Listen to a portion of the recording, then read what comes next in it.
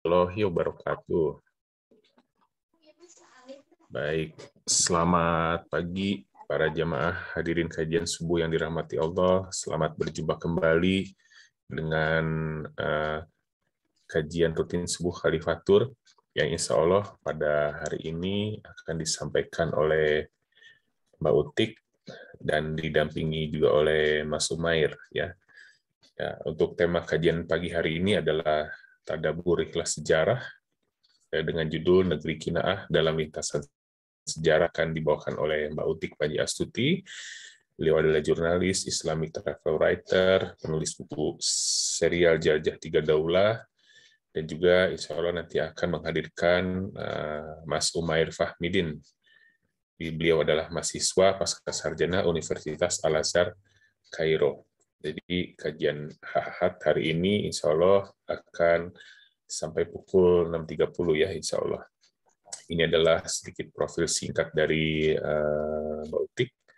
Beliau adalah, tadi sudah saya sampaikan sedikit, penulis buku sejarah dan peradaban Islam yang dikemas dalam bentuk buku traveling, buku-bukunya yang telah edar, serial Jelajah Tiga Daulah, yang terdiri dari Journey to Andalusia, itu Spanyol, Journey to the Greatest Ottoman, itu Turki, dan Journey to Samarkand, Uzbekistan.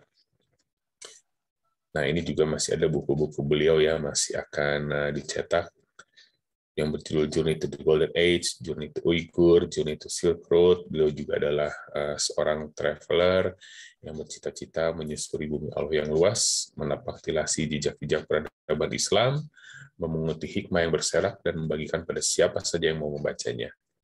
Perjalanan ke 3 benua, Afrika, Eropa, dan Asia, dengan tujuan ingin sebanyak-banyaknya sujud di masjid-masjid yang dijumpainya di setiap lengkung bumi Allah.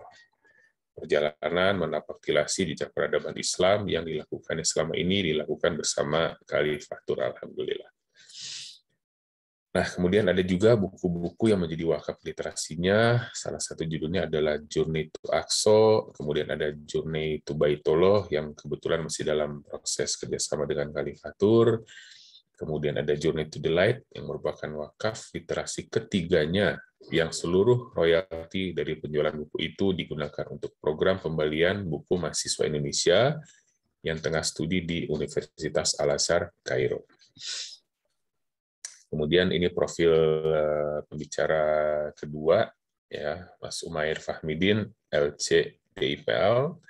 Beliau adalah mahasiswa S2 Universitas Al-Azhar, Kairo, berasal dari Yogyakarta, terpilih juga menjadi Ketua PCIM Mesir periode 2020-2022. Jadi beliau pagi ini live dari Kairo ya Bapak Ibu. Ini adalah riwayat pendidikannya, Madrasah Muallimin Muhammadiyah, S1-nya di Fakultas Usuluddin, Universitas Al-Azhar, Kairo. S2-nya juga beliau alhamdulillah lanjutkan di Universitas Al-Azhar sampai hari ini. Nah, Bapak Ibu yang dirahmati Allah sekalian, alhamdulillah pada pagi hari ini telah bergabung narasumber Mbak Utik dan Mas Umair. Apa kabar Mbak Utik, Mas Umair? Semoga dalam keadaan sehat. Alhamdulillah. Cuaca lagi dingin, tapi ini alhamdulillah para jemaah tetap semangat untuk hadir di kajian pagi hari ini. Mas Regi, saya jadi pengen berlayar lagi tuh di belakangnya itu. Aswan ya. Jarang disinggahi oleh wisatawan Indonesia nih, Mbak. Mantap. Nanti saya cerita ya. Iya, asik. Alhamdulillah Bapak Ibu, hari ini juga telah bergabung ini Bunda kita tercinta Bunda Empet, semoga dalam keadaan sehat. Kemudian segera saja kita mulai ya. Namun sebelum kita mulai, saya mohon kesediaan dari Bunda Empet untuk menyampaikan kata sambutan dan doa pembukanya. Untuk itu kepada Bunda Empet kami persilakan. Bismillahirrahmanirrahim. Assalamualaikum warahmatullahi wabarakatuh. Terima kasih Kang Regi yang telah memberi kesempatan. Selamat pagi Mbak Utik, salam sehat, salam kangen. Assalamualaikum Bunda, kangen banget sama Bunda. Waalaikumsalam warahmatullahi wabarakatuh. Bunda, kita tunggu ya. Insya Allah. Pandemi ya. Insya Allah, Iya. Bunda. Saya kemarin juga nggak diajakin makan sate hodori, Bunda. Jumat nanti ada kumpul-kumpul semua pemateri dari Zoom. Kalau ke Bandung, malangnya bisa kumpul, Mbak Uti. Aduh, alhamdulillah. Terima kasih, marilah kepada ibu-ibu dan bapak-bapak sekalian yang pagi hari ini sudah berkumpul bersama di Zoom Khalifah.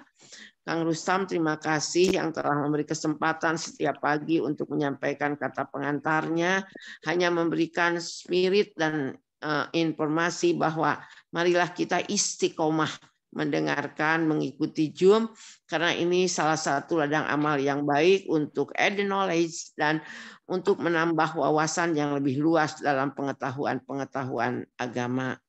Dalam kesempatan ini, di samping kita mengaji, juga bersilaturahmi dan juga bisa bertatap muka, saling menyapa dan saling, karena tidak bisa berkumpul. Sekarang alhamdulillah pagi hari ini kita bisa berkumpul. Sekalipun Mbak Utik di Jakarta, tapi kita di Bandung sepertinya dekat kalau sudah Zoom, Mbak.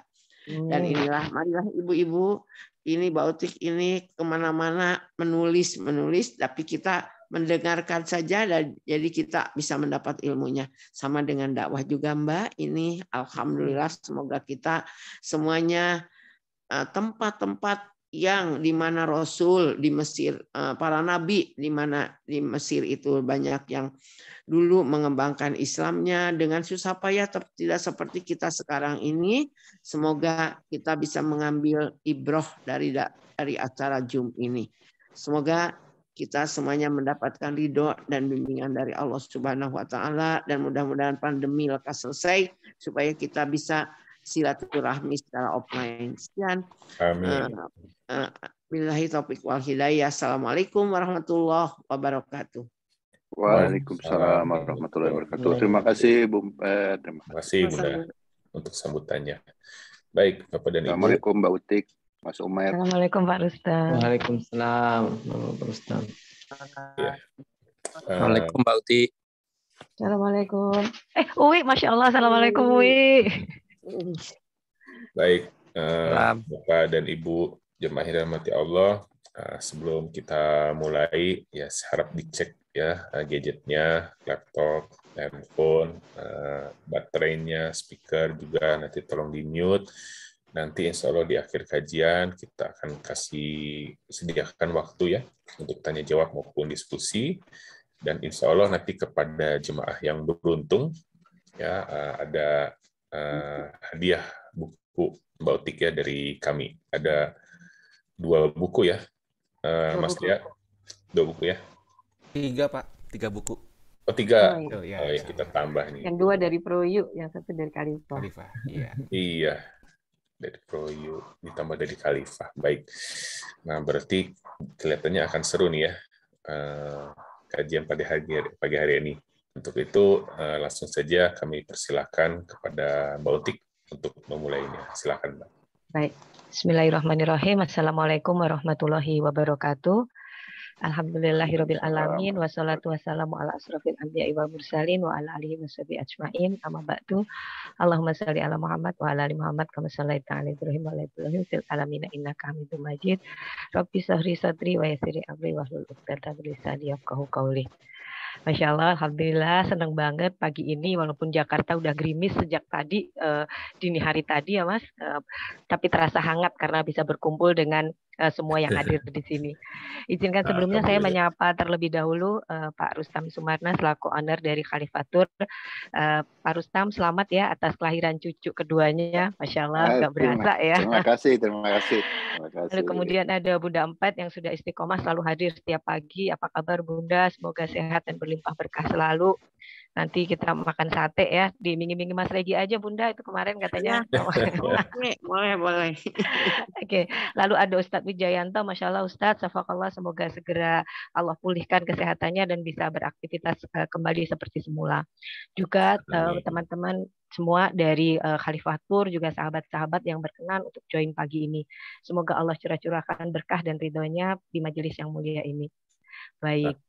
Jadi setelah bulan Januari ya Mas Regi, kita jalan-jalan ke Turki melalui 2 sesi. Itu kita bicara tentang kopi dan taman bunga.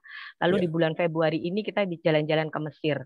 2 kali juga. Kita yang pertama kemarin tentang literasi dan studi ke Mesir. Lalu hari ini kita akan bicara tentang negeri Kinanah dalam lintasan sejarah. Iya, dan yang bagi yang ketinggalan kajian yang lalu ya, bisa disimak di kanal YouTube Khalifatul maupun di kanal YouTube Mbak Utik ya. Ya, betul. Silakan. Oke, boleh dimulai Mas Dea untuk slide pertama. Baik, kita mulai ya. Bismillahirrahmanirrahim. Mengapa sih kita harus bicara tentang Mesir, Bapak Ibu, gitu ya? Barangkali kalau Mas Regi juga tahu gitu ya, ada banyak hal gitu yang bisa dilihat di sana gitu. Jadi di antaranya Bapak Ibu, Mesir ini adalah umud dunia. Jadi Mesir ini adalah ibunya dunia ya. Jauh sebelum peradaban Eropa, Asia, apalagi Amerika terbangun gitu ya, bahkan sebelum peradaban Islam itu menerangi dunia, Mesir itu sudah membangun peradabannya dengan sangat megah. Sampai sekarang itu masih bisa dilihat bukti-buktinya. Ada piramid, ada sphinx, ada kanal-kanal, ada bendungan dan sebagainya. Sebagai gambaran Bapak Ibu, piramida di Giza itu selesai dibangun itu 2465 tahun sebelum Masehi. Kebayang ya, 2400 tahun sebelum Masehi gitu. Dan sampai hari ini tuh masih kokoh berdiri, bahkan masih menyisakan banyak misteri yang belum terpecahkan. Salah satunya adalah pintu piramid itu sudah menggunakan teknologi yang kita sekarang kenal sebagai teknologi hidrolik. Sehingga orang-orang Mesir itu mengenalnya sebagai jebakan piramid gitu. Kalau udah buka nggak bisa tutup lagi. Teknologi hidrolik itu mungkin sama kayak pintu bank sekarang gitu ya, buka sendiri nutup sendiri gitu. Nah ini bahkan Bapak Ibu mercusuar peradaban yang lainnya gitu ya, mewakili setiap zaman itu tuh kita tuh hanya tinggal dengar ceritanya gitu. Udah nggak bisa lagi lihat utuhnya, hanya lihat reruntuhannya gitu. Misalnya kayak kuil Atnesis di Efesus Turki, lalu kemudian Taman Gantung Babilonia di Irak, lalu juga Colossus di Yunani. Itu kita tuh tinggal dengar ceritanya sama reruntuhannya aja. Tapi ketika di Mesir kita masih bisa melihat semuanya itu secara utuh. Oke, lalu berikutnya Mesir itu adalah induk peradaban. Jadi ini bukan sekedar kata kiasan Bapak Ibu. Dari rahim Mesir ini lahir seorang wanita mulia, Ibunda Hajar, ibu peradaban. Kebayang Bapak Ibu sendirian di padang yang tandus dengan bayinya, dia tunjukkan pada kita arti ketabahan, keikhlasan, dan totalitas penghambaan pada Robnya. Ketaatan itu lalu diabadikan Allah dalam rukun sa'i. Masya Allah, nanti kita akan belajar tentang perempuan-perempuan yang sangat luar biasa dari Mesir ini. Lalu Mesir ini juga menjadi istimewa karena Mesir ini tersebut dalam Al-Quran, diantaranya itu ada di Quran Surat Yunus, lalu Quran Surat Yusuf, juga di Az-Zukhruf. Kebayang gitu ya, ada satu negeri yang namanya itu secara eksaktif tersebut dalam Al-Quran. Lalu Bapak Ibu yang paling penting adalah dari Mesir ini kita mendapat pelajaran bahwa kebatilan itu selamanya tidak akan pernah menang melawan kebajikan. Melalui kisah Nabi Musa dan Fir'aun yang akan relevan sepanjang zaman. Kisah Nabi Musa ini adalah kisah yang paling banyak diabadikan dalam Al-Quran. Setidaknya Nabi Musa itu bahkan disebut dalam Al-Quran lebih dari 100 kali. Kenapa Bapak Ibu? Karena memang selamanya dunia ini akan diisi dengan cerita tentang kebajikan melawan kebatilan. Selamanya akan ada manusia-manusia keturunan Musa, keturunan Fir'aun, keturunan Korun, keturunan Haman. Ini selamanya akan ada. Kalau diriletkan di hari sekarang pun juga Fir'aun mewakili sosok penguasa, Korun mewakili sosok pengusaha, Haman mewakili sosok pembisiknya gitu ya. Relate banget gitu. Ini kemarin ketika saya posting acara ini di sosial media saya banyak sekali menerima DM dari follower saya yang mengaitkan materi hari ini nih dengan minyak goreng. Saya cuma tersenyum saja, ini apa hubungannya dengan minyak goreng? Oke, baik. Next slide, Mas Dea. Oke, kita akan mulainya dengan Amru bin As yang pembebas. Jadi nanti turning point-nya kita mulai ketika cahaya hidayah ini mulai menyinari bumi Kinanah gitu ya Bapak Ibu. Sesungguhnya kalian akan menaklukkan Mesir. Apabila kalian telah menguasainya, maka berbuat baiklah pada penduduknya. Ucapan itu keluar dari lisan mulia Rasulullah SAW. Jadi sebelum Mesir itu bisa dibebaskan pada masa Khalifah Umar, ini Rasulullah itu sudah memberikan nubuatnya bahwa Mesir itu nanti akan dibebaskan oleh pasukan muslimin. Pasukan itu dikomandoi oleh sang jenius gitu ya, Amru bin As. Amru bin As salah satu panglima muslimin yang sangat jenius. Jadi ketika mereka memasuki pasukan ini sampai ke Mesir, Bapak Ibu, di gerbang kota gitu ya, mereka itu disambut oleh 2 orang pendeta Koptik, namanya itu Abu Maryam dan Uskup Abu Miriam. Ini diutus sama penguasa Alexandria. Nah, ini Amr bin As ini kemudian berkata sama pada mereka, ini sebenarnya hal yang sama yang ditawarkan di setiap kali pasukan muslimin ini akan membebaskan suatu negeri. Kalian adalah pendeta di negeri ini, kami menawarkan pada kalian untuk masuk Islam. Siapapun dari kalian yang menyetujui tawaran kami, maka akan menjadi bagian dari kami. Dan siapapun yang menolak, kami tawarkan untuk membayar jizyah, sehingga kami akan memberikan perlindungan. Baru kalau kedua tawaran ini tidak diterima, baru kemudian akan terjadi peperangan, itu pun dengan syarat dan ketentuan yang sangat ketat sekali gitu. Tapi bagi penduduk Mesir tawaran itu tuh sebenarnya sebuah angin pembebasan Bapak Ibu, karena di saat yang sama pada waktu itu Mesir ini sedang dikuasai oleh Romawi yang sangat kejam dan memungut pajak yang sangat tinggi gitu ya. Yang menarik sekali Bapak Ibu, pelajaran apa yang kita bisa ambil dari negosiasi Amr bin As dengan penduduk Mesir ini, dengan orang-orang Koptik ini, yaitu kesepakatan yang diucapkan lebih dari 1.400 tahun yang lalu itu, Bapak Ibu, itu masih dijunjung tinggi hingga hari ini. Ketika pasukan Muslim ini datang ke Mesir, itu tidak ada satupun bangunan bersejarah peninggalan Mesir kuno yang dirusak oleh pasukan Muslimin. Kalau misalnya memang mau destroying gitu ya, seperti pasukan Mongol atau merusak yang luar biasa juga seperti pasukan Salib, tentu udah nggak ada lagi itu kuil-kuil pemujaan, kita nggak akan bisa lihat Sphinx dan kita nggak akan lihat yang lainnya. Tapi sebaliknya juga menarik Bapak Ibu, dengan kesadaran penuh penduduk Mesir ini menerima Cahidayah. Nyaris 95% mereka itu menyambut Cahidayah hingga hari ini. Jadi sekalipun Sphinx, piramid, bekas-bekas kuil pemujaan itu masih berdiri kokoh di sekitar mereka Bapak Ibu, tapi tidak ada kekhawatiran kalau mereka itu akan tergoda untuk kembali ke kepercayaan lama. Jadi Islam itu sudah menghujam kuat dalam sanubari mereka. Dan yang menariknya lagi gitu ya, kalau kita tahu ketika Islam sampai ke Nusantara ini ada proses inkulturasi gitu ya. Jadi pada waktu awalnya gitu kan masjid-masjid dibangun itu dengan menyelaraskan bentuk fisiknya ya, itu menyelaraskan dengan kebudayaan sebelumnya. Tapi kalau di Mesir ini tidak gitu ya, kita tuh nggak lihat misalnya masjid-masjid itu yang terus dibikin ke piramid-piramidan atau ke sphinx-sphinxan gitu tuh nggak ada gitu. Bahkan kemudian Mesir ini dikenal sebagai negeri 1000 menara dengan minaretnya yang khas gitu. Mempunyai ciri sendiri gitu. Jadi Bapak Ibu kalau mau tahu gitu ya, menara-menara yang menjulang itu, minaret itu ujungnya itu kan ada kubah-kubah kecil gitu ya. Nah, kubah-kubah ini sebenarnya itu bisa menjadi penanda ini itu dibangun pada masa sultan siapa atau daulah siapa. Ini akan berbeda-beda gitu. Jadi kalau kita lihat ke Turki gitu ya, kita jalan-jalan ke sana, minaretnya itu sangat khas Utsmani gitu. Sebenarnya memang seperti itu kubah-kubah para sultan Utsmani. Surban-surban para sultan Utsmani. Lalu kalau kita ke Mesir itu nanti akan kelihatan sekali gitu bagaimana mahkota-mahkotanya para sultan Mamluk ini kemudian menjadi kubah-kubah kecil yang menghias di atas minaret. Jadi nggak ada gitu ya kita harus nyama-nyamain gitu ya atau disama-samain gitu, enggak, tetap dengan sendirinya tapi sama-sama tetap kuat gitu. Nah, pada waktu itu Amr bin As itu bertemu dengan katakanlah 2 orang musuhnya gitu ya. Yang pertama pasukan Romawi, itu tuh panglimanya tuh seorang jenius namanya itu Artapon. Sampai pada waktu itu Khalifah Umar itu dilapori gitu ya, kalau ternyata panglimanya Romawi itu namanya Artapon yang sangat jenius. Tapi Khalifah Umar ini sangat percaya sekali dengan Amr bin As dan mengatakan mereka punya Artapon, kita punya Amr bin As. Karena apa Bapak Ibu? Amr bin As ini merupakan salah satu dari 4 orang Arab yang tercatat dalam sejarah sebagai orang Arab paling cerdas. Nanti kapan-kapan ya kita cerita tentang ini. Oke, berikutnya musuhnya ini adalah penduduk asli. Penduduk asli yaitu bangsa Nubia. Jadi ini ada suku yang sudah lama memang ya tinggal di sana. Mereka ini tinggal di wilayah selatan Bapak Ibu, udah dekat dengan Sudan gitu ya. Nah, di sekitar wilayah Aswan gitu. Namanya itu suku Nubia.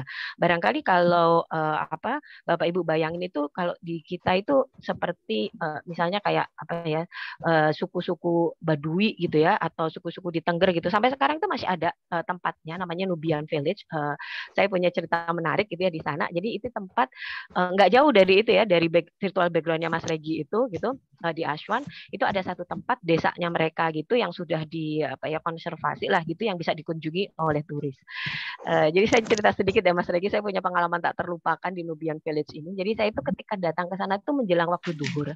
Nah kita tuh nyari masjid dulu gitu, karena saya itu cuma melakukan perjalanan berdua ya dengan suami saya dengan Pak Erlambang. Kita nyari masjid gitu. Ada satu local guide yang mendampingi kita. Nah rupanya tempat sholatnya perempuan itu agak jauh gitu lah dari tempat sholatnya laki-laki gitu. Bukan masuk terus di pintu yang sama gitu, enggak gitu, pintunya beda.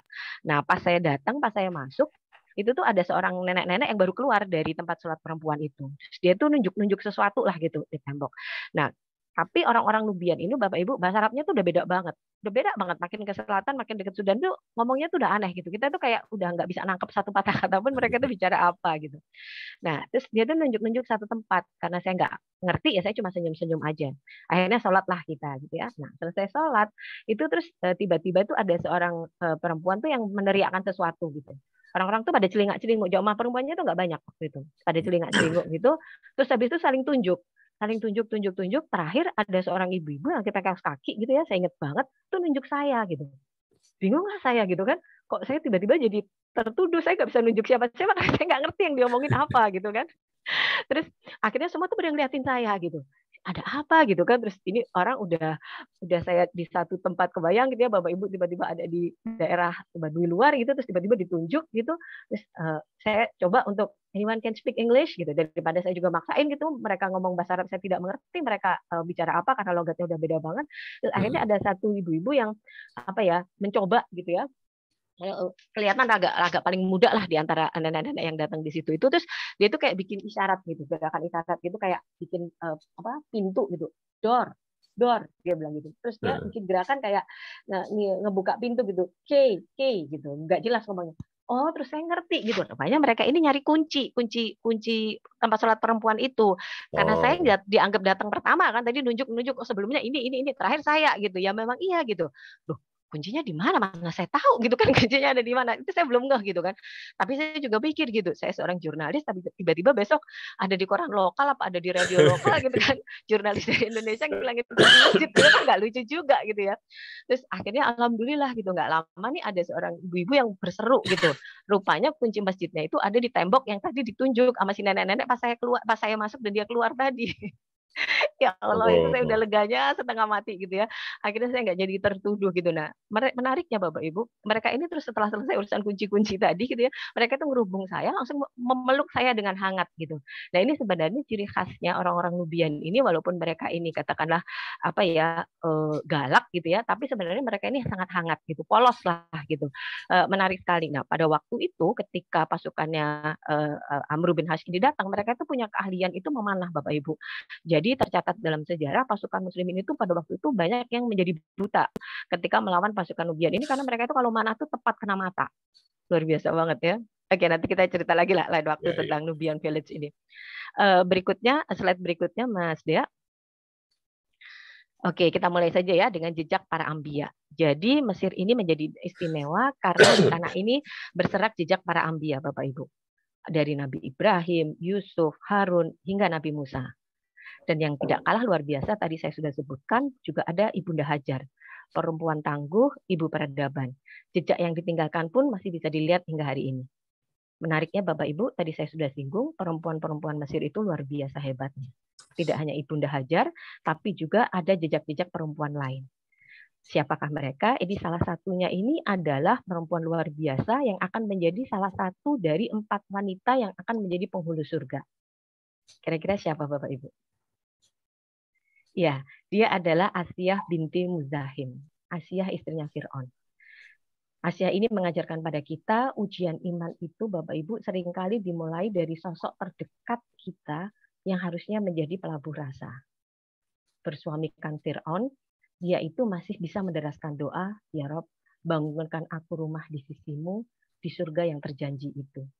Masya Allah. Ini itu betul-betul akan mengajarkan kita sebagai perempuan bagaimana ketabahan untuk menjalani hidup rumah tangga. Bersuamikan Fir'aun loh Ibu, bukan kaleng-kaleng gitu ya, tapi dia masih bisa berdoa, ya Rob bangunkan aku rumah di sisimu, di surga yang terjanji itu. Jadi kita harus optimis gitu ya. Lalu kemudian juga ada Masyitoh. Ketika Rasulullah itu Mi'raj gitu ya, Rasulullah itu mencium bau yang sangat harum. Saking penasarannya Rasulullah itu bertanya sama Jibril, ini harum apakah ini Jibril gitu ya. Kemudian malaikat Jibril itu menjawab bahwa ini adalah wangi dari kubur seorang perempuan salihah bernama Masyitoh dan anak-anaknya yang dengan keberaniannya luar biasa itu mempertahankan keimanannya. Jadi Bapak Ibu tentu udah tahu ya, cerita ini kan famous banget gitu ya, ketika nyisir gitu terus sisirnya jatuh, nyisir anaknya Fir'aun, sisirnya jatuh gitu terus dia tidak sengaja gitu spontan mengucapkan menyebut nama Allah gitu, disebutkan menyebut bismillah gitu, terus ditanya, akhirnya diinterogasi, ketahuan lah gitu kalau dia itu adalah sudah beriman mengikuti Nabi Musa gitu. Nah, kemudian dihukumlah bersama-sama keluarga itu gitu ya, dimasukin ke kuali panas yang isinya itu minyak goreng. Lagi-lagi minyak goreng. Nah, terus ketika mau dicemplungin ke kuali itu, ada bayinya gitu kan yang berseru, sabarlah wahai ibuku, sesungguhnya kita dalam pihak yang benar. Masuklah karena sesungguhnya siksa dunia lebih ringan daripada siksa akhirat. Cerita itu sangat terkenal, kemudian sekeluarga itu masuk ke sana, dan akhirnya dari tempat itu muncullah bau harum yang bahkan tercium berabad-abad kemudian ketika Rasulullah melakukan perjalanan Isra. Masya Allah, hebat-hebat banget gitu ya. Jadi kita tuh harus ke Mesir karena harus ketemu dengan perempuan-perempuan yang luar biasa. Gitu. Banyak tempat-tempat yang menjadi bagian dari sejarah para nabi ini, Ibu, yang Bapak Ibu, yang hari ini tuh sebenarnya masih bisa kita lihat. Yang paling utama tentu saja Sungai Nil gitu ya, sampai sekarang juga masih bisa, dan ini yang paling menarik saya baca di National Geographic bahwa Sungai Nil ini selama 30 juta tahun itu nggak bergeser tempatnya, nggak. Jadi kalau kita tahu aliran sungai itu nanti lama-lama itu bisa geser gitu ya, ngikutin arah arus air gitu. Tapi Sungai Nil ini ternyata enggak. Selama 30 juta tahun itu dia masih berputar di tempat yang sama. Jadi ada proses geologi, geofisika dan seterusnya yang membuat sungai ini tuh tetap bertahan di tempatnya. Nah, kalau misalnya kita ke Kairo, barangkali kalau sungai-sungainya itu kalau Bapak Ibu pernah ke Marina Ancol ya kurang lebih ya cuman kayak begitu gitu ya. Tapi kalau kita tuh makin ke selatan, makin menjauh itu kita bisa meresapi betul bagaimana dulu perjalanan bayi Musa. Jadi Bapak Ibu tentu ingat gitu ya bagaimana cerita Yukabid. Bapak Ibu tahu nggak ya Yukabid? Ini namanya ibunya Nabi Musa tapi tidak tersebut dalam Al-Qur'an gitu ya. Nah, bagaimana ibunda Nabi Musa ini dengan ketabahan yang luar biasa, dengan keimanan yang luar biasa, berani menghanyutkan bayi Musa ini ke dalam Sungai Nil. Ini kalau Bapak Ibu udah deket-deket ke arah Aswan sana, itu tuh benar-benar sungainya tuh di pinggir kiri kanannya tuh masih banyak perdu-perdunya, terus masih ketemunya tuh kayak ladang gandum, ladang jagung, ladang tebu, apalah gitu pokoknya, terus masih banyak petani-petani yang menggembala sapi-sapi gitu ya di pinggir-pinggir sungainya itu gitu. Terus kebayang gitu, saya juga bisa bayangin ini pasti sungainya kan pertama sungainya memang gede banget gitu ya, udah kayak laut gitu, terus kan banyak buayanya gitu ya. Orang Mesir ini sangat menghormati buaya, Bapak Ibu. Ini sebenarnya juga khas ya, orang-orang yang tinggal di aliran sungai itu pasti akrab gitu ya dengan buaya gitu, bahkan mereka itu mengangkat buaya itu menjadi salah satu dewanya, namanya Dewa Sobek gitu. Nah, ini kan saya kebayang gitu ketika bayi ini dihanyutkan gitu kan, ibunya tuh gambling banget gitu.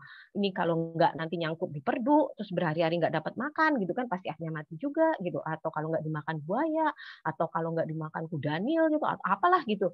Ini pasti akan luar biasa banget. Nah, kalau kita melakukan perjalanan yang agak jauh itu tadi, kita nanti masih bisa ngelihat gitu, meresapi suasananya ketika bagaimana bayi Musa ini itu pada posisi terlemahnya ini dihanyutkan di Sungai Nil oleh ibunya.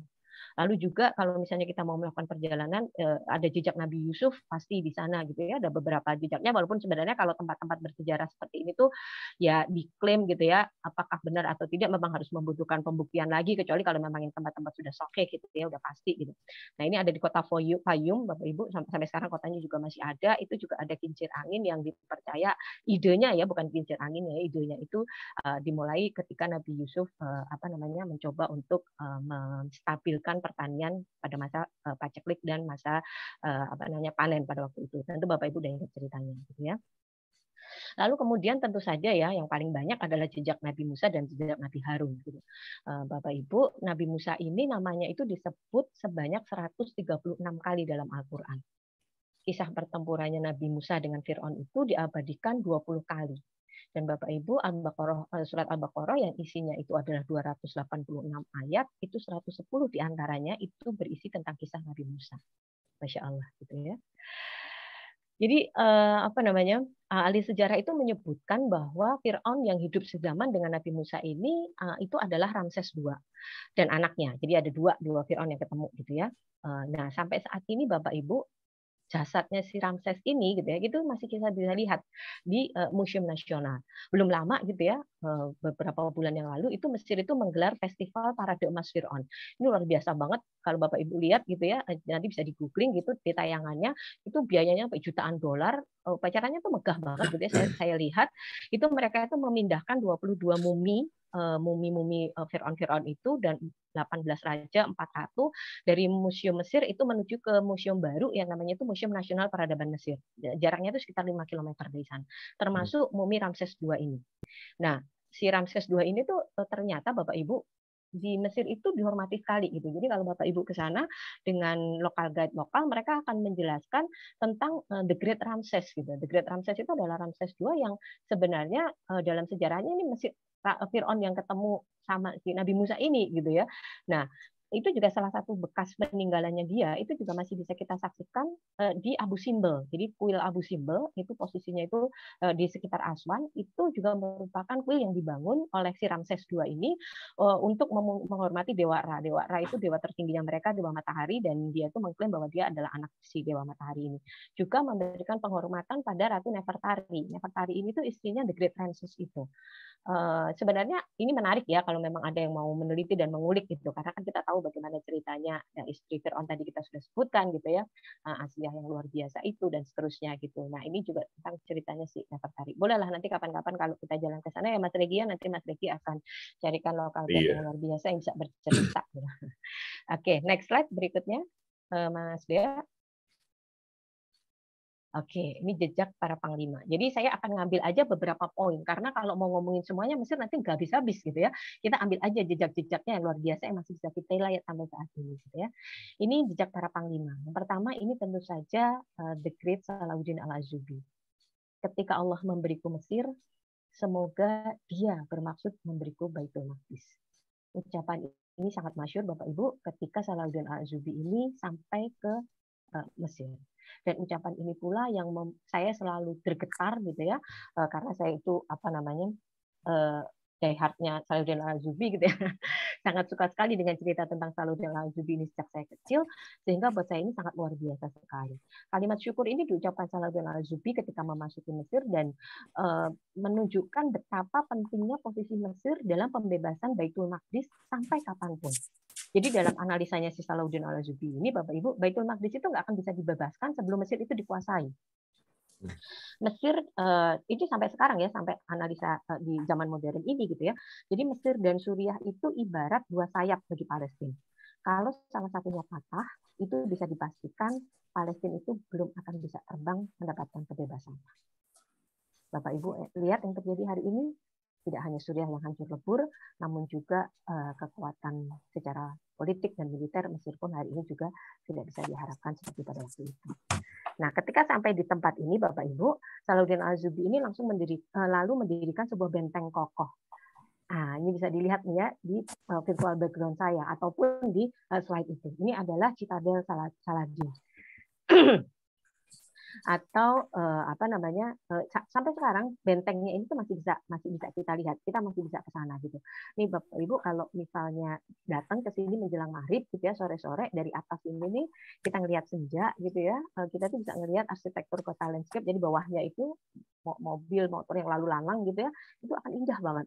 Dan kita tuh bisa merasakan gitu ya, barangkali di tempat Bapak Ibu berdiri itu dulu juga sang pahlawan gitu ya, Salahuddin Al-Ayyubi itu juga berdiri di situ sambil memandang Baitul Maqdis dari kejauhan gitu ya, kemudian menderaskan doa-doa supaya diberi kesempatan untuk membebaskannya. Ketika Salahuddin Al-Ayyubi datang ke Mesir, Bapak Ibu, pada waktu itu Mesir itu sedang dikuasai oleh Daulah Syiah Fatimiyah. Ini ada cerita menarik di sini Bapak Ibu. Syiah Fatimiyah itu pada waktu itu sudah menguasai Mesir itu 200 tahun lebih. Dan Salahuddin Al-Ayyubi itu hanya membutuhkan waktu 3,5 tahun untuk menutup peradaban Syiah Fatimiyah itu tanpa pertumpahan darah tetes pun. Darinya kita belajar tentang kesabaran dalam perjuangan. Tidak semuanya itu harus digebuk di awal gitu ya, yang nantinya hanya menyisakan kekacauan. Tapi diperlukan strategi cantik untuk bisa dapat kemenangan. Dan itu Salahuddin Al-Ayyubi tunjukkan, ajarkan pada kita ketika dia menguasai Mesir. Pada masanya juga Bapak Ibu, jadi nggak hanya perang Hittin gitu ya, atau kita mengenalnya sebagai perang salib, kemenangan yang ditorehkan dalam sejarah, tapi juga ada keputusan penting gitu yang sempat diambil di Mesir Bapak Ibu oleh Salahuddin Al-Ayyubi, yaitu pada waktu beliau ini, pada waktu pemerintahannya ini, beliau ini menutup Universitas Al-Azhar di Kairo. Kenapa harus ditutup? Karena beliau ini ingin membebaskan Universitas Al-Azhar ini dari pengaruh paham-paham Syiah.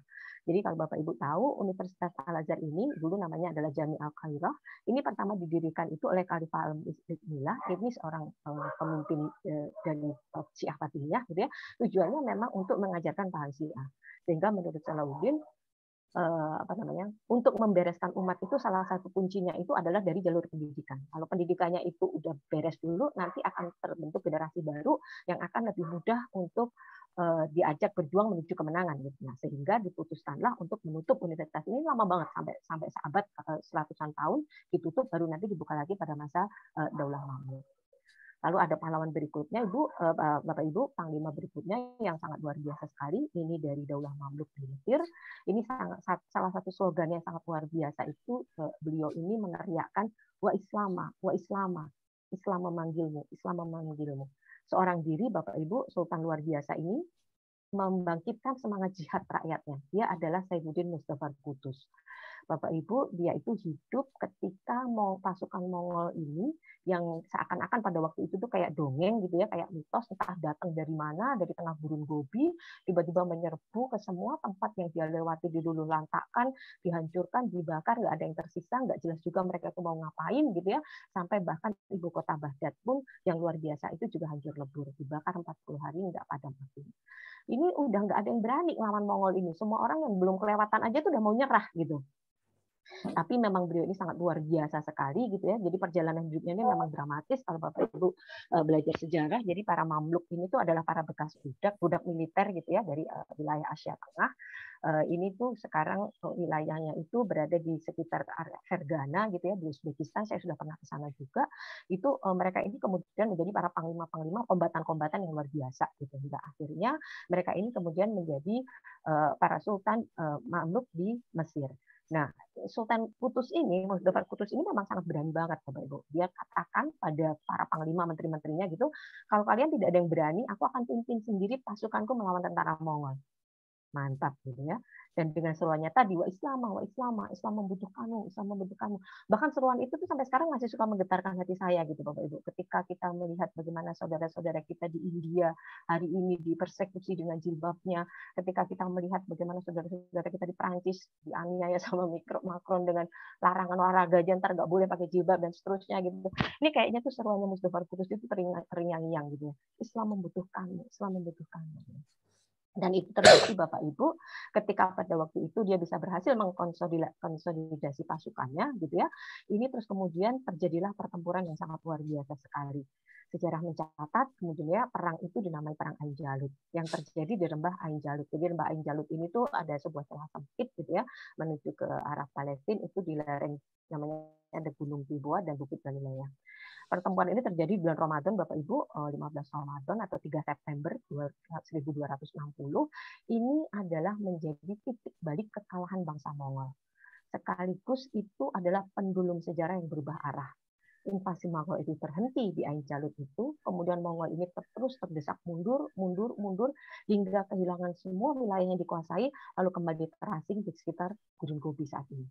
Bapak Ibu kalau tahu gitu ya, sekarang juga masih ada gitu ya negara Mongol itu, tapi nyaris tidak terdengar gitu ya apa yang mereka lakukan. Padahal dulunya mereka itu pernah meluluh-lantakkan Bukhara, mereka meluluh-lantakkan Samarkand, mereka meluluh-lantakkan Baghdad dan seterusnya. Poin penting dari pertempuran Ain Jalut, Bapak Ibu, ini Sultan Mustafa Qutuz ini dengan semangat jihadnya ini berhasil mematahkan mitos gitu bahwa pasukan Mongol ini adalah pasukan yang tidak terkalahkan di muka bumi. Apa jadinya pada waktu itu seandainya tidak ada satu orang saja yang berani bersuara lantang membela kebenaran. Barangkali Islam saat ini juga menjadi tinggal cerita seperti yang terjadi di Andalusia. Pelajarannya apa Bapak Ibu? Nggak usah takut berdiri sendirian. Karena selama-lamanya kebajikan itu nggak akan pernah bisa dikalahkan oleh kebatilan. Oke, next slide. Ya, ini adalah jejak para ulama. Kalau ini tuh udah nggak akan ada habis-habisnya kalau kita ngomong ini gitu ya, tentang Mesir, kemudian tentang ulama, tentang karya. Kemarin 2 pekan lalu kita juga sudah bahas gitu ya, bagaimana karya literasi mereka, tradisi literasi mereka dan seterusnya. Saya hanya akan ngambil poin sedikit saja gitu ya.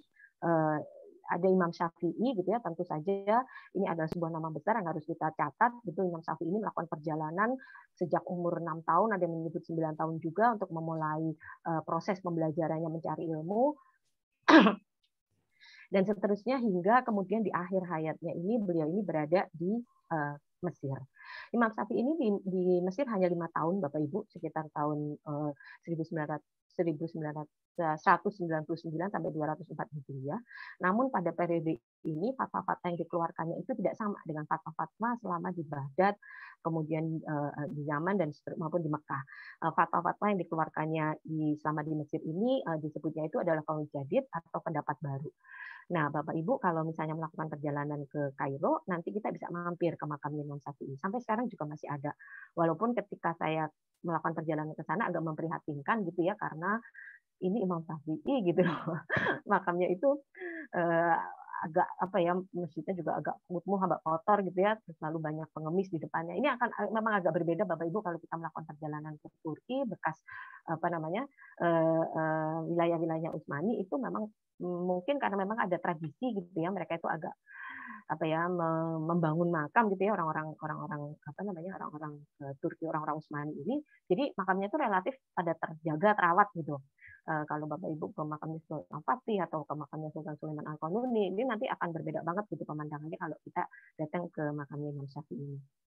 Di Mesir nanti barangkali Ustaz Umar bisa bercerita ya, di Kairo itu juga banyak sekali makam imam-imam yang lain gitu yang masih bisa kita ziarahi sampai hari ini. Lalu berikutnya saya ngambil satu poin lagi gitu ya, ini juga seorang ulama luar biasa, ini juga bukan asli dari Mesir gitu ya, tapi beliau ini sempat menghabiskan sekitar 35 tahun hidupnya itu di Mesir. Beliau ini adalah Ibnu Khaldun, Bapak Ibu. Dunia mengenalnya sebagai bapak sosiologi, bapak ekonomi, bapak sejarah, dan seterusnya. Pemikiran-pemikirannya sangat luar biasa banget, mempengaruhi cendekiawan-cendekiawan dari barat dan timur, muslim dan non-muslim. Ibnu Khaldun ini datang ke Mesir Bapak Ibu ketika beliau ini kan dari Andalusia gitu ya, sempat tinggal di Andalusia, itu porak-poranda Bapak Ibu. Jadi karena pada waktu itu memang ketika Andalusia porak-poranda, ketika Baghdad porak-poranda, ini banyak ulama alim cendekiawan itu kemudian mereka melakukan perjalanan ke Mesir.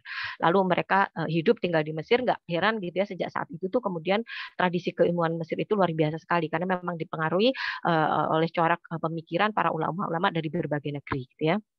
Jadi di Mesir ini Bapak Ibu, Ibnu Khaldun ini menyelesaikan kitab magnum opusnya yang berjudul Muqaddimah gitu ya. Ini terutama di bab 2 gitu yang banyak bicara tentang dunia Islam bagian timur, itu diselesaikan di situ. Lalu kemudian juga di Mesir ini Bapak Ibu, beliau ini menuliskan apa ya sebutnya ilmu baru lah gitu ya, disebutnya itu adalah Al-Umran. Ini sebenarnya cikal bakal tentang sosiologi modern yang kita kenal saat ini. Seorang guru besar sosiologi dari Universitas Aberdeen di Skotlandia itu bernama Dr. Brian S. Turner itu menyebutkan bahwa tulisan-tulisan sosial dan sejarah Ibnu Khaldun ini adalah satu-satunya tradisi intelektual yang diterima dan diakui oleh Barat. Luar biasa sekali gitu ya. Kalau Bapak Ibu mempelajari teori ekonomi, mempelajari teori sosiologi, sebutlah nama-nama apa namanya tokoh-tokoh yang sekarang ditulis oleh sejarah, percayalah gitu pemikiran mereka itu nggak ada apa-apanya dibandingkan pemikirannya Ibnu Khaldun, dan itu bisa kalau di-refer gitu ya, kalau ditarik-tarik ke belakang kok ini mirip-mirip gitu ya, dan hidupnya itu zamannya jauh gitu. Jadi sebenarnya kita bisa tahu gitu siapa yang mempengaruhi siapa gitu ya.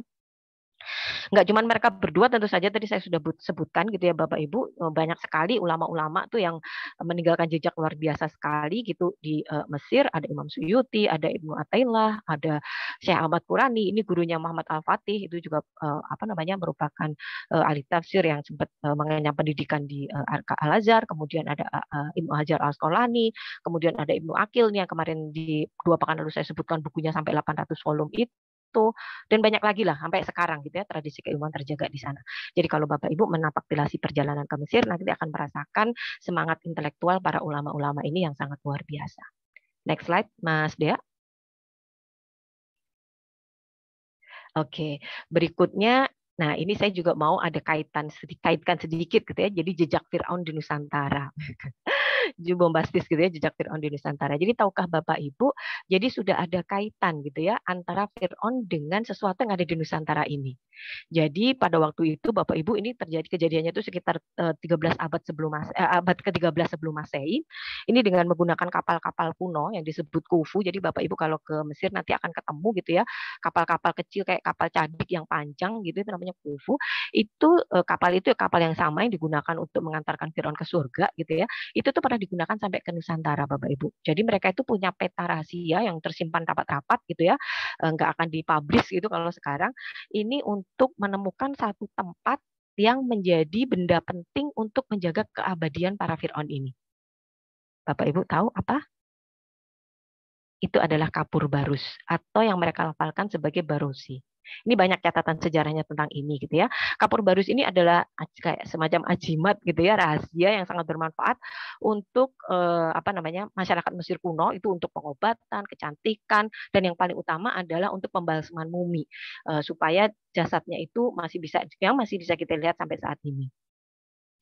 Ada sekitar dan kapur barus ini Bapak Ibu nggak ada di tempat lain gitu. Jadi harus dicari pada waktu itu gitu ya, harus dicari sampai ke sumbernya gitu. Dan sumbernya itu ada di mana Bapak Ibu? Sumbernya itu kalau sekarang posisinya itu ada di salah satu kabupaten di Tapanuli Tengah di Sumatera Utara. Posisinya itu antara Singkil dan Sibolga. Tapi harus nempuh lagi perjalanan sejauh 400 km. Bahan kapur barus ini harus diambil dari bagian tengah pohon kapur. Pohon ini tidak tumbuh di tempat lain kecuali di hutan Singkil itu. Gak heran pada waktu itu harganya mahal banget gitu Ibu, Bapak Ibu, sekitar 64.000 min koin atau 10.500 tael perak gitu. Kalau misalnya kalau misalnya saat ini komoditas kapur barusnya itu masih semahal itu gitu ya, waduh, tuh kaya-kaya semua tuh orang-orang barus yang masih bisa membudidayakan tanaman ini. Kenapa sih kapur barus ini penting banget Bapak Ibu? Jadi ada proses mumifikasi, ini adalah suatu proses yang buat orang Mesir kuno ini adalah proses pengabadian jenazah rajanya ini untuk menuju perjalanan dalam tanda kutip gitu ya ke surga gitu. Jadi intinya Bapak Ibu proses pembalseman itu, pemumian itu, mumifikasi itu adalah menghilangkan semua kelembapan tubuh. Ini saya cerita sedikit saja ya tentang mumifikasi gitu. Yang disisakan ini adalah dari jenazah ini tuh hanya yang keringnya saja gitu. Jadi pertama kali ketika si Firaun ini meninggal gitu ya, itu yang dikeluarkan dari tubuhnya itu adalah otak. Bapak Ibu nanti kalau di Museum Nasional itu kita bisa lihat gitu, jadi ada alat gitu ya kayak pengungkit gitu yang fungsinya ini adalah sedotan untuk ngeluarin otak dari dalam tubuh manusia, dari tengkorak manusia. Ini nanti dimasukkan ke hidung. Jadi otak itu dikeluarkan dari hidung gitu dengan sedotan itu tadi gitu ya.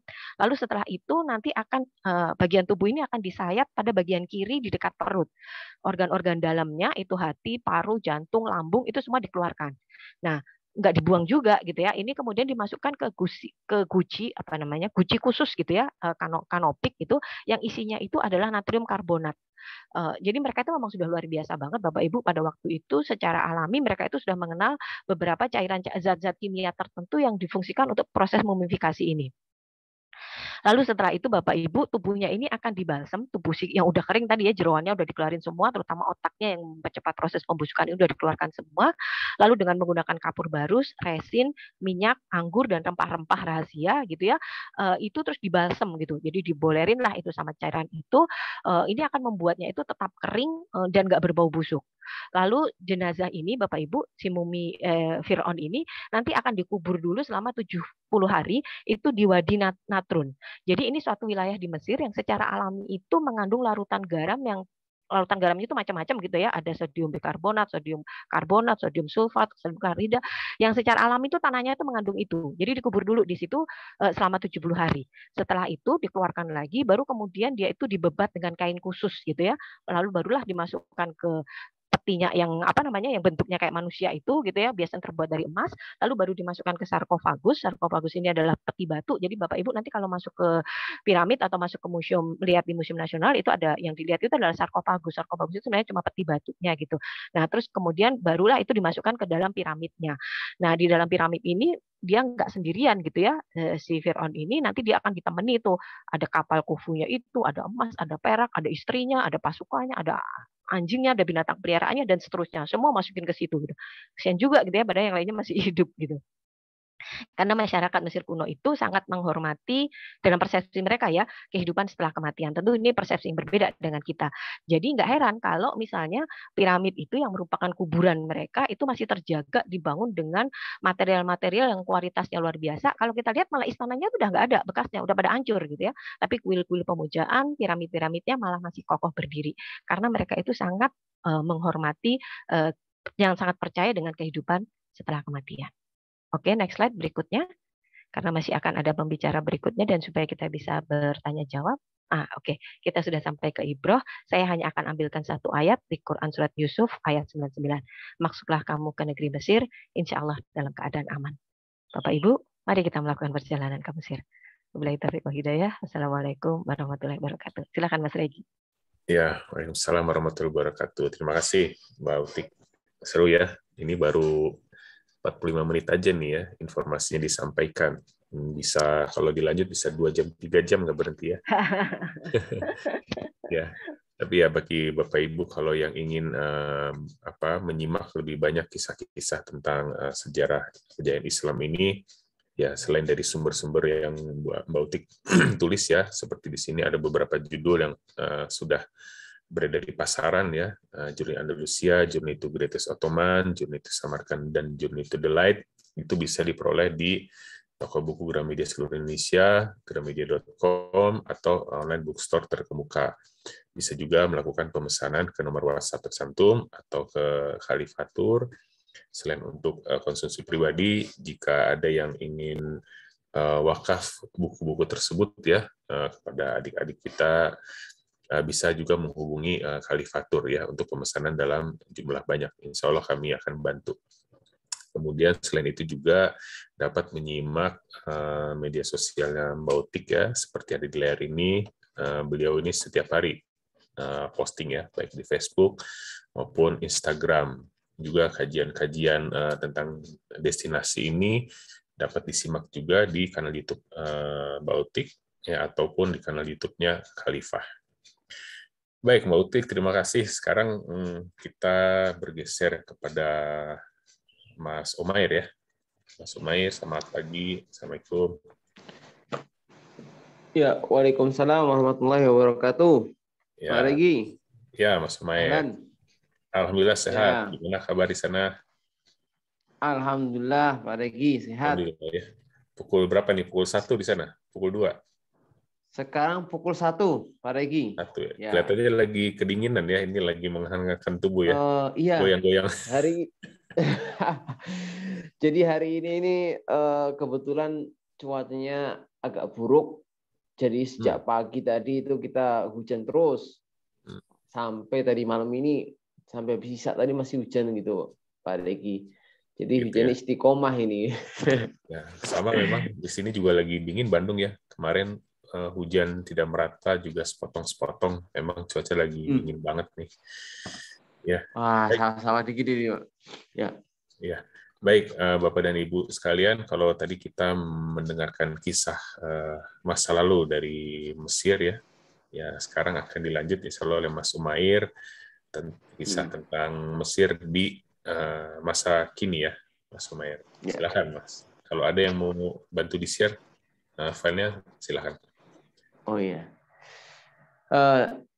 Ya, terima kasih Pak Regi atas kesempatannya.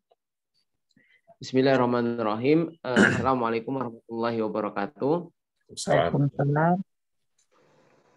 Alhamdulillah, wassalatu wassalamu ala rasulillah, amma ba'd. Yang kami hormati Pak Rustam selaku owner Khalifatur. Assalamualaikum Pak Rustam. Waalaikumsalam warahmatullahi wabarakatuh. Gimana? Pasti lebih dingin dari Bandung lah ya, Mas Umair. Iya Pak Rustam. Bulan-bulan Februari ini kan puncak dinginnya ya. Iya betul ya. Dan kami hormati pula Pak Regi, kemudian rekan-rekan Khalifatur, begitu juga dengan Mbak Uti selaku pemateri dan para hadirin, para peserta sekaligus para asatid yang hadir dalam acara pada subuh hari ini ya untuk waktu Indonesia. Ya alhamdulillah tadi kalau kita sudah berbicara tentang Mesir beberapa waktu yang lalu atau di tempo lalu. Nah, sekarang mungkin saya mau sedikit cerita tentang gimana sih Mesir hari ini begitu, Pak Regi. Nah, jadi kalau kita berbicara tentang Mesir ya, Mesir ini banyak ceritanya seperti itu. Ya, mulai dari negerinya para nabi, negerinya para tokoh, kemudian negerinya para wali, kemudian negeri yang menyimpan banyak sejarah, dan masih banyak lagi lah. Dan banyak hal yang bisa kita pelajari dari Mesir itu sendiri. Jadi kalau tadi Mbak Uti sempat menyinggung bagaimana Mesir itu sendiri, ya Mesir itu suatu ya negeri yang sangat hebat lah. Tentu kalau kita melihatnya di zaman itu ya, jangan di zaman sekarang ya. Kalau kita dibandingkan dengan zaman sekarang ya mungkin jauh lebih maju Eropa atau jauh lebih maju Malaysia daripada Mesir itu sendiri. Tapi ketika itu Mesir itu adalah negeri yang maju seperti itu. Nah, kemudian kalau kita bicara tentang Mesir, ini berbicara tentang Mesir hari ini Mesir ini ada satu poin yang menarik dari Mesir. Jadi kalau kita bicara Mesir itu ada yang namanya Nil. Ya, ini sungai yang kita semua tahu sungai Nil itu seperti apa. Dan menariknya lagi dari Nil itu sendiri ini memiliki daya nilai yang sangat besar sekali buat masyarakat Mesir itu sendiri, terutama pada masalah pertanian begitu. Jadi kalau kita berkunjung ke Mesir, itu juga kita bisa melihat kalau seperti di musim dingin ini ya, kita tuh bisa kunjung ke kebun jeruk, kemudian kebun stroberi, dan itu mungkin satu hal yang jarang kita pikirkan begitu. Mungkin kita mikirnya padang pasir ya, padang pasir seperti itu. Tandus. Tapi ini ya betul tandus. Ternyata tidak, di Mesir itu karena kebetulan Mesir itu kan hidup dengan sungai Nilnya itu. Nah, sepanjang sungai Nil itu kita akan menemui banyak pertanian. Dan ini kehebatan Mesir itu bisa mengolah pertaniannya itu. Nah, ini satu poin plus dari Mesir itu sendiri. Tidak hanya pertanian buah-buahan saja, tapi juga seperti kayak kapas, kemudian tebu.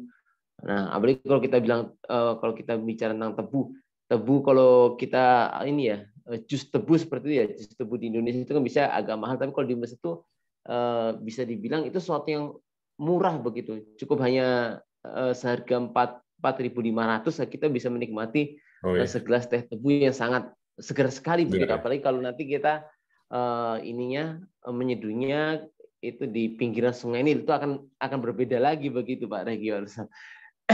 Nah, itu terkait Mesir.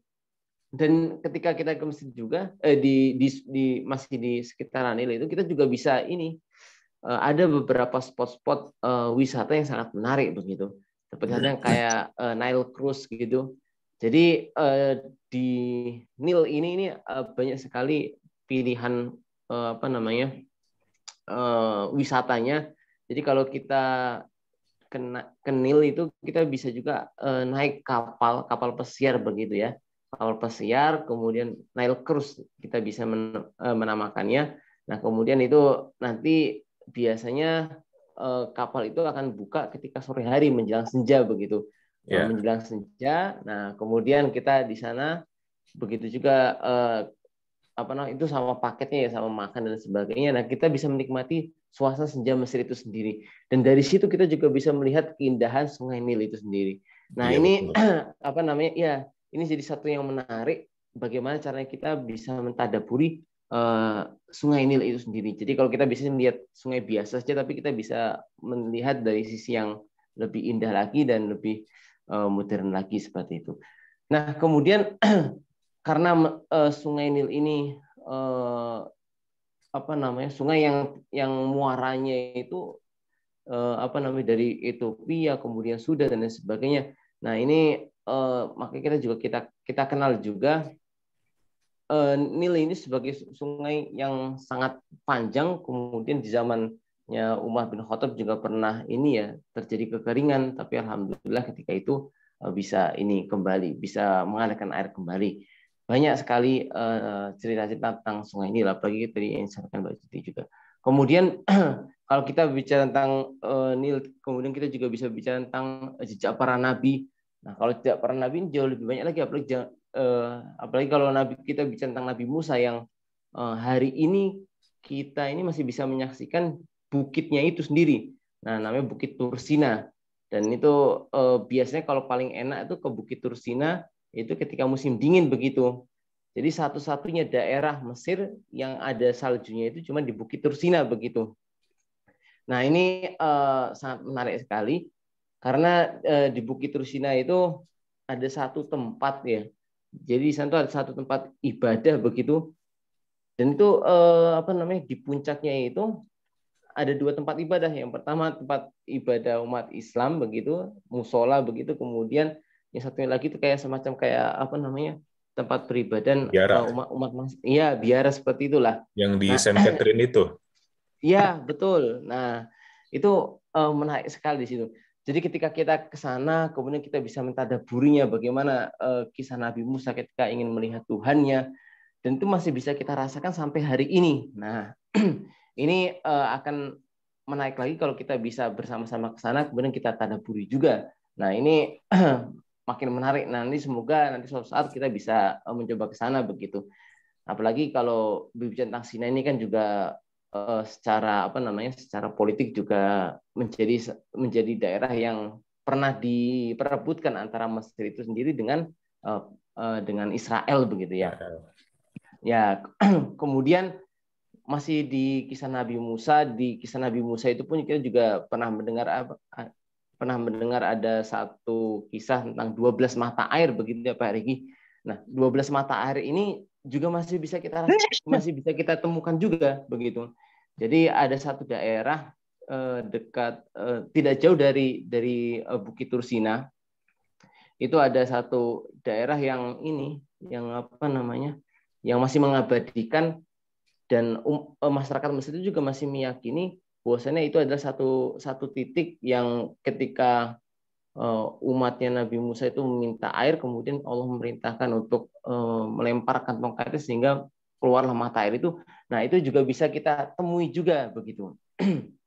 Dan itu hal-hal yang semacam itu ternyata masih banyak terabadikan di Mesir itu sendiri. Nah, dari Nabi Musa, kemudian Nabi Yusuf, kemudian kalau kita dengar kisah Nabi Yusuf itu kan juga kita sering terdengar paling mudah mengingatnya itu ya ketampanan Nabi Yusuf, kemudian kisah para wanita yang memotong atau mengiris tangannya itu kisah kan masuk sekali itu ya. Nah, itu pun ada satu tempat di penjaranya Nabi Yusuf. Jadi Nabi Yusuf ketika di penjara itu kan Nabi Yusuf dibawa ke Mesir. Nah, itu ada satu tempat. Nah, tempat yang diyakini oleh masyarakat Mesir sebagai tempat untuk memenjarakan Nabi Yusuf itu sendiri. Nah, tempatnya itu masih ada di daerah kawasan Azizia, Giza. Itu sangat dekat dengan di Giza. Itu dekat dengan kawasan piramid itu Pak Regi. Jadi kalau kita kepingin ke sana itu masih bisa kita lihat dan masih bisa kita saksikan sampai hari ini begitu. Iya, pinggir Kairo ya. Nah, iya, betul. Belum lagi kalau kita menjelang Ramadan seperti saat ini. Nah, kalau menjelang Ramadan, ini Mesir ini kan masyarakat Mesir itu sangat cinta dengan bulan Ramadan. Kemudian mereka akan menyambut bulan Ramadan dengan lampu-lampu, Pak Regi. Jadi biasanya kalau kita ke Mesir menjelang bulan Ramadan bakal banyak lampu-lampu fanus ya. Fanus itu di rumah-rumah, kemudian di pinggir jalan itu bakal dipajang fanus di sepanjang jalan begitu. Nah, kalau bicara tentang Ramadan juga ada satu masjid yang pertama kali dibangun di Afrika, namanya Masjid Amr bin As begitu. Kalau kita berkunjung ke Masjid Amr bin As di bulan Ramadan itu kita akan mendapati jamaah yang mungkin tidak pernah kita dapati di hari-hari biasa begitu. Apalagi ketika pada tanggal 27 Ramadan. Nah, masyarakat Mesir ini punya satu keyakinan bahwasanya malam Lailatul Qadar itu kemungkinan besar itu turunnya pada tanggal 27 Ramadan.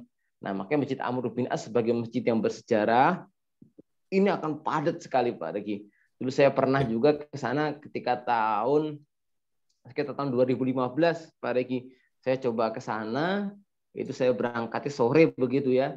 Ketika sudah sampai sana saya udah nggak bisa masuk lagi Pak Regi. Oh. Jadi saya sholatnya itu udah di jalan raya itu. Saking penuhnya itu saya udah nggak bisa masuk, ya sudah akhirnya sholatnya di jalan raya. Memang beberapa senior ketika itu menyarankan kalau mau sholat sana ya berangkatnya sebelum asar kita sudah sampai sana. Nah itu karena di sana ada satu imam namanya Syekh Jibril ya. Ketika itu namanya Syekh Jibril itu sangat merdu sekali dan terkenal sekali di Mesir. Namun sayang ketika masa pandemi itu ya sudah tidak ramai lagi. Walaupun di tahun kemarin ya itu sempat dibuka lagi, tapi memang tidak begitu ramai begitu. Ya semoga harapannya untuk Ramadan kali ini bisa dibuka lebih banyak lagi dan kita bisa mengobati rindu gitu Pak Regi. Nah, kerinduan kita untuk bisa sholat berjamaah bersama-sama kembali begitu. Nah itu kemudian setelah kita bicara tentang Masjid Amr bin As, yang tidak boleh kita lupakan juga ya ada Masjid Al-Azhar. Karena yang pertama Masjid Amr bin As, kemudian setelahnya ada Masjid Al-Azhar. Nah ini yang saat ini menjadi cikal bakal berdirinya Universitas Al-Azhar ya, yang saat ini saya mengenyam pendidikan di Universitas Al-Azhar seperti itu. Dan Al-Azhar ini bermulanya memang dari halakoh-halakoh keilmuan yang ada di di masjid begitu. Kemudian pada tahun 1930 itu berubah bertransformasi menjadi kampus. Kemudian tahun 1960 mulai merambah tidak hanya fakultas keagamaan tapi juga mulai merambah ke fakultas umum ya seperti kedokteran, farmasi dan lain sebagainya begitu. Dan Al-Azhar saat ini punya fokus yang sangat besar dalam hal pendidikan. Jadi ibaratnya kalau di Indonesia itu ya punya banyak cabang begitulah. Kalau Al-Azhar seperti halnya universitas negeri begitu ya, UIN seperti itu. Nah, UIN itu kan ada di mana-mana begitu ya. Nah, kita juga membayangkan Al-Azhar juga seperti itu. Jadi Al-Azhar tidak hanya di Kairo saja tapi juga ada di Alexandria, di Mansur dan lain sebagainya. Nah, ini peluang juga bagi anak muda, kemudian bagi para jamaah yang mungkin punya sanak saudara yang ingin melanjutkan studinya ke Al-Azhar seperti itu. Nah ini sangat peluang untuk belajar dan studi di Al-Azhar ini sangat besar sekali. Kemudian ketika kita itu yang tidak boleh lupa juga agak ke samping sedikit, biasanya kalau kita turun di kampus ya kita bisa melanjutkan perjalanan sedikit, itu ada satu tempat namanya Bukit Mukotom. Nah Bukit Mukotom ini kalau tadi Bu Uti sempat menyinggung tentang tokoh hebat atau tokoh panglima Salahuddin Al-Ayyubi, nah itulah bentengnya begitu yang kita kenal dengan benteng Salahuddin Al-Ayyubi.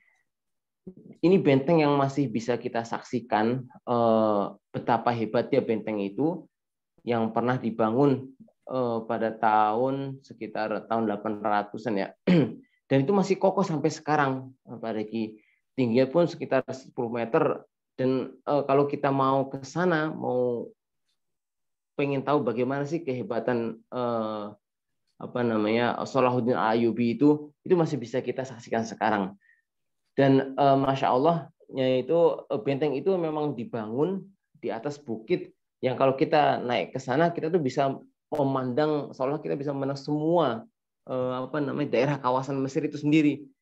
Nah, ya jadi apalagi kalau ke sana kemudian sore-sore itu akan tampak indah sekali itu Pak Regi. Iya betul. Dan ketika ke sana kita juga bisa mendapatkan satu masjid namanya Masjid Ali Pasha. Nah, jadi Masjid Ali Pasha ini masjid yang arsitekturnya itu mirip dengan Masjid Sultan Ahmad begitu yang ada di Turki, Istanbul ya. Nah itu mirip sekali bentuknya itu. Jadi ketika saya awal-awal pertama kali ke sana itu melihatnya, oh ini kok mirip seperti yang ada di Istanbul seperti itu ya. Ternyata setelah saya baca-baca, ternyata memang itu dibangun dan arsitekturnya ketika zaman Ali Pasha seperti itu. Makanya bangunannya memang sangat mirip sekali dengan bangunan yang ada di Turki seperti itu. Nah, dan yang berikutnya ini ada Pasar Khan Khalili, Pak Regi. Jadi kalau kita sudah banyak berziarah atau banyak melakukan rihlah ilmiah di sekitar kawasan Mesir ya, kita juga bisa berkunjung ke satu pasar yang sangat tua, itu namanya Pasar Khan Khalili, yang awalnya sebenarnya ini adalah karavansai begitu ya, seperti tempat penginapan, ya betul. Awalnya seperti itu, kemudian seiring berjalannya waktu, ini ternyata dimanfaatkan sebagai lahan bisnis. Nah, kemudian jadilah seperti saat ini. Dan ini pasar yang sangat unik, kita bisa mendapatkan banyak hal. Kemudian barang-barang yang ditawarkan pun juga barang-barang khas Mesir. Jadi kalau kita ingin mencari oleh-oleh tentang khas-khas Mesir, kita bisa cari di Khan Khalili itu. Nah, ini sangat, dan ini tempatnya enaknya dekat dengan Azhar begitu, Pak Regi. Jadi kalau kita habis ke Azhar, mungkin kita bisa setelah itu bisa bisa mampir sebentar, singgah sebentar untuk membeli oleh-oleh seperti itu. Nah, Mesir, ketika bicara tentang Mesir juga masih, ya mungkin kalau kita sambungkan dengan topik yang di minggu lalu ya. Jadi di Mesir ini tidak hanya mendapatkan sejarahnya saja, tapi kita juga bisa mendapatkan budayanya juga, mengenal budayanya juga begitu. Seperti halnya ketika momen-momen tertentu itu kan ada hidangan-hidangan khusus atau kuliner-kuliner khusus. Nah, itu kita bisa menemukan seperti halnya ketika bulan Ramadan kita bisa menemukan hidangan-hidangan seperti halawiyat ya. Makanan-makanan kalau kita bahasanya kan ya, halawiyat itu seperti manisan, makanan kue-kue begitu ya. Jadi di Mesir itu ada kue-kue khusus begitu yang tidak didapati kecuali ya ketika bulan Ramadan saja begitu. Nah, kemudian kita juga bisa mencoba kuliner-kuliner khas Mesir seperti ish, kemudian falafel, tomiyah. Nah, ini makanan-makanan khas Mesir yang yang bisa kita jumpai ketika di Mesir, dan ini rasanya itu sangat enak sekali, apalagi falafel ya. Falafel itu mirip kayak perkedel begitulah ya. Suka saya. Ini kesukaannya Mbak Uti ini. Nah, jadi falafel itu mirip perkedel, ini ya menjadi menjadi khasiat sendiri begitu buat kita. Apalagi kalau kita nyarinya di Jakarta, itu saya sempat tanya-tanya beberapa kawan-kawan yang ada di Indonesia, ketika nanyakan makanan-makanan Arab yang ada di Indonesia, ternyata harganya juga melambung sekali begitu. Dan ketika di Mesir kita bisa mendapat kenikmatan untuk itu. Kemudian tidak hanya itu juga, tapi kita juga bisa merasakan aura intelektualnya. Kalau kita bicara tentang literasi, seperti halnya yang kita sudah sampaikan di pertemuan yang lalu ya, tentang literasi di daerah Al-Azhar atau di komplek kampus Al-Azhar saja, kalau kita mau teliti itu ada sekitar 148 maktabah atau 148 toko buku seperti itu. Dan itu belum dihitung dengan toko-toko buku yang ada di kawasan lainnya begitu. Ini menunjukkan bahwasanya di Mesir itu tingkat intelektualitasnya sangat tinggi, kemudian juga minat orang untuk berkarya, untuk produktif itu juga sangat tinggi seperti itu. Dan ini kita bisa temui karya-karyanya, tidak hanya karya-karya saja, tapi kita juga bisa menemui para penulisnya atau para mu'alifnya seperti itu. Nah, ini juga menjadi peluang buat buat para asatid atau buat para hadirin semua yang ingin memperluas bacaannya, terutama hazanah-hazanah keislaman, atau kita bisa kenal dengan hazanah-hazanah turos ya. Ya, kitab-kitab para ulama tempo dahulu seperti itu. Nah, kita bisa memperkaya referensinya melalui buku-buku yang ada di Mesir. Nah, kemudian kalau kita lihat kondisi Mesir hari ini yang terakhir,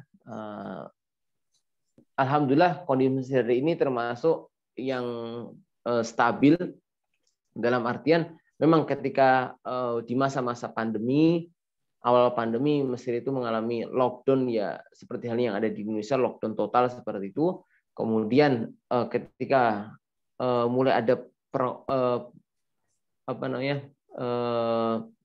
mulai membaik seperti itu ya, sudah kasusnya mulai mengurang, mulai menurun seperti itu, dan akhirnya masyarakat Mesir sendiri sudah kembali beraktivitas, dan masyarakat Mesir ini juga bisa dibilang ya yang tidak begitu mengambil pusing terkait masalah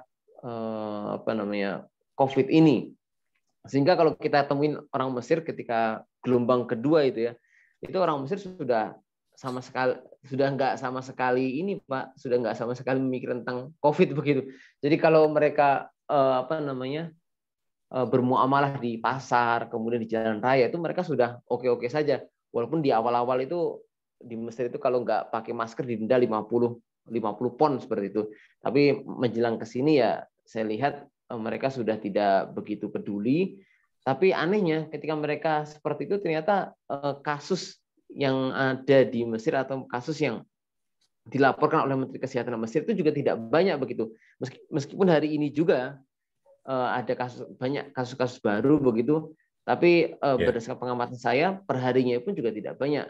Itu cuma berkisar 2.000 begitu Pak, 2.000. Kemudian yang meninggal itu pun juga di bawah sekitar 50-an seperti itu Pak. Untuk hari ini kalau nggak salah tadi saya lihat seperti itu. Nah, alhamdulillah untuk wisata-wisata, kawasan wisata dan lain sebagainya ini juga sudah mulai dibuka, seperti piramid dan lain sebagainya itu sudah mulai terbuka, dan begitu juga dengan kegiatan. Nah, kegiatannya juga mulai terbuka, cuman dari pemerintah Mesir itu masih menghimbau untuk tetap melaksanakan protokol seperti halnya masker dan lain sebagainya. Dan untuk beberapa titik keramaian hampir kita bisa katakan ini udah benar-benar new normal begitu Pak. Kemudian para wisatawan, kemudian baik dari Indonesia dan dari berbagai negara itu juga sudah mulai banyak berdatangan ke Mesir. Dan alhamdulillah beberapa waktu lalu tokoh-tokoh Indonesia pun juga sempat berkunjung ke Mesir, dan alhamdulillah mereka juga kembali dengan selamat seperti itu.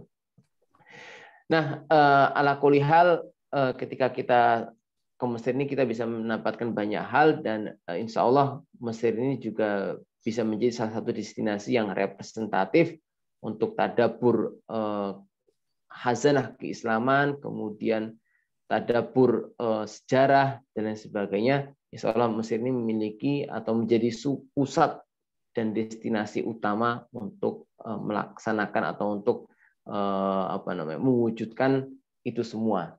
Nah, mungkin itu saja Pak Reki, sedikit informasi dari saya terkait perkembangan atau terkait cerita Mesir hari ini. Ya. Syukran Pak Reki ya. Afwan, terima kasih Mas Umair. Jadi ya memang betul ya tadi apa yang disampaikan diceritakan Mas Umair. Kebetulan saya pertama kali menjejakkan kaki saya ke Mesir itu tahun 99, Mas.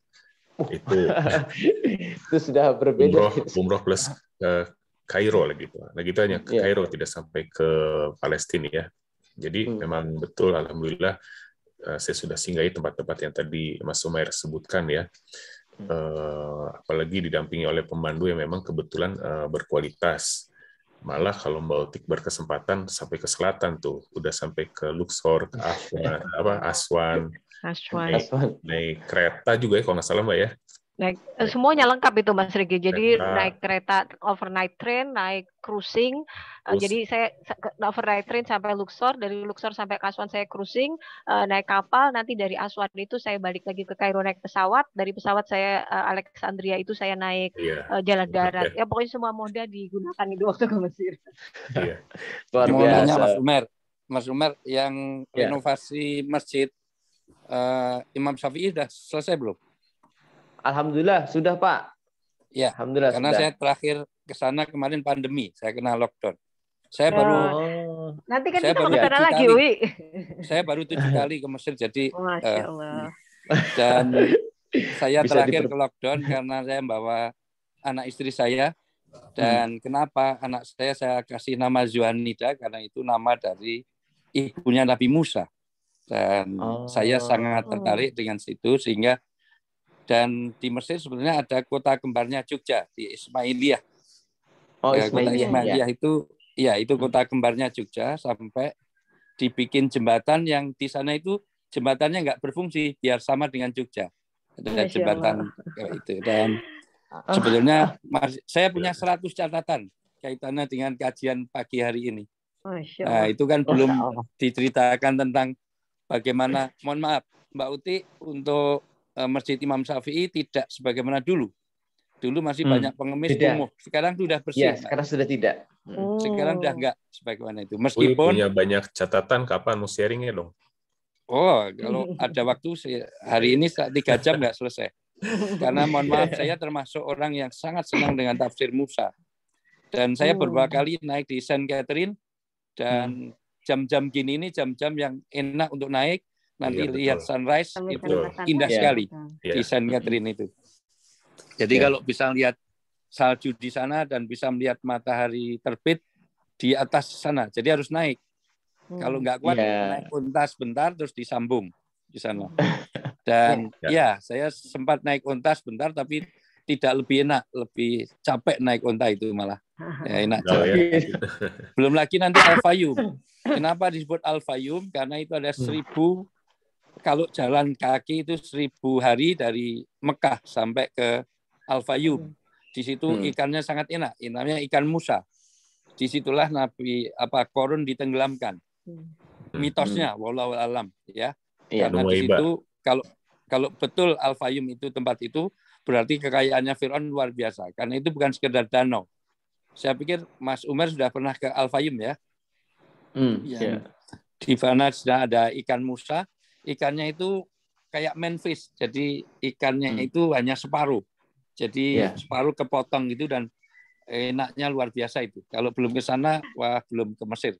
Dan betul, artinya luar biasa. Itu ada saya banyak catatan karena mohon maaf, saya itu pengennya anak saya di sana. Dan kebetulan Umar, keponakan saya masih di sana, Musa Al-Azhar. Oh iya. Baru S2 di sana. Istri. Dan saya kenal. Iya. Sayangnya anak saya nggak ada yang tertarik, karena saya salahnya anak saya sudah saya ajak ke banyak negara, ke Korea, ke Jepang segala macam. Begitu saya lihat ke Mesir, lihat orang berboncengan 5 di satu motor. Masih belum berpikiran ya, Wi ya. Iya, langsung enggak ini.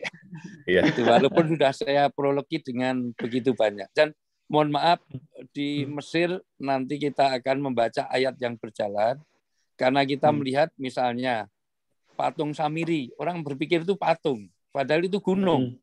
Jadi patungnya itu berbentuk gunung yang dulu bisa bicara, dan tafsirnya sangat detail itu. Dalam surat Al-Baqarah itu bagaimana bicara tentang Samiri itu. Dan di sana ada luar biasa lah. Belum lagi masalah mau bicara tentang piramid saja nggak selesai 1 jam. Karena piramid itu di daerah yang tidak ada batu. Batu itu adanya di Luxor. Bagaimana ngangkutnya batu dari Luxor sampai ke tempat itu sudah masalah tersendiri, dan itu jauh dari Nil. Artinya kalau pakai laut pun juga pakai air pun agak susah. Bagaimana dulu? Jadi itu betul-betul miracle itu. Dan saya nggak mau jadi pembicara ketiga. Sudah itu saja. Nggak, itu banyak sekali. Nggak, mestinya tadi Bapak yang bicara Uwi aja. Intinya gini Mbak Uti. Kodok di laut itu ketika dia dimasukkan di kolam, maka dia nerangkan tentang laut.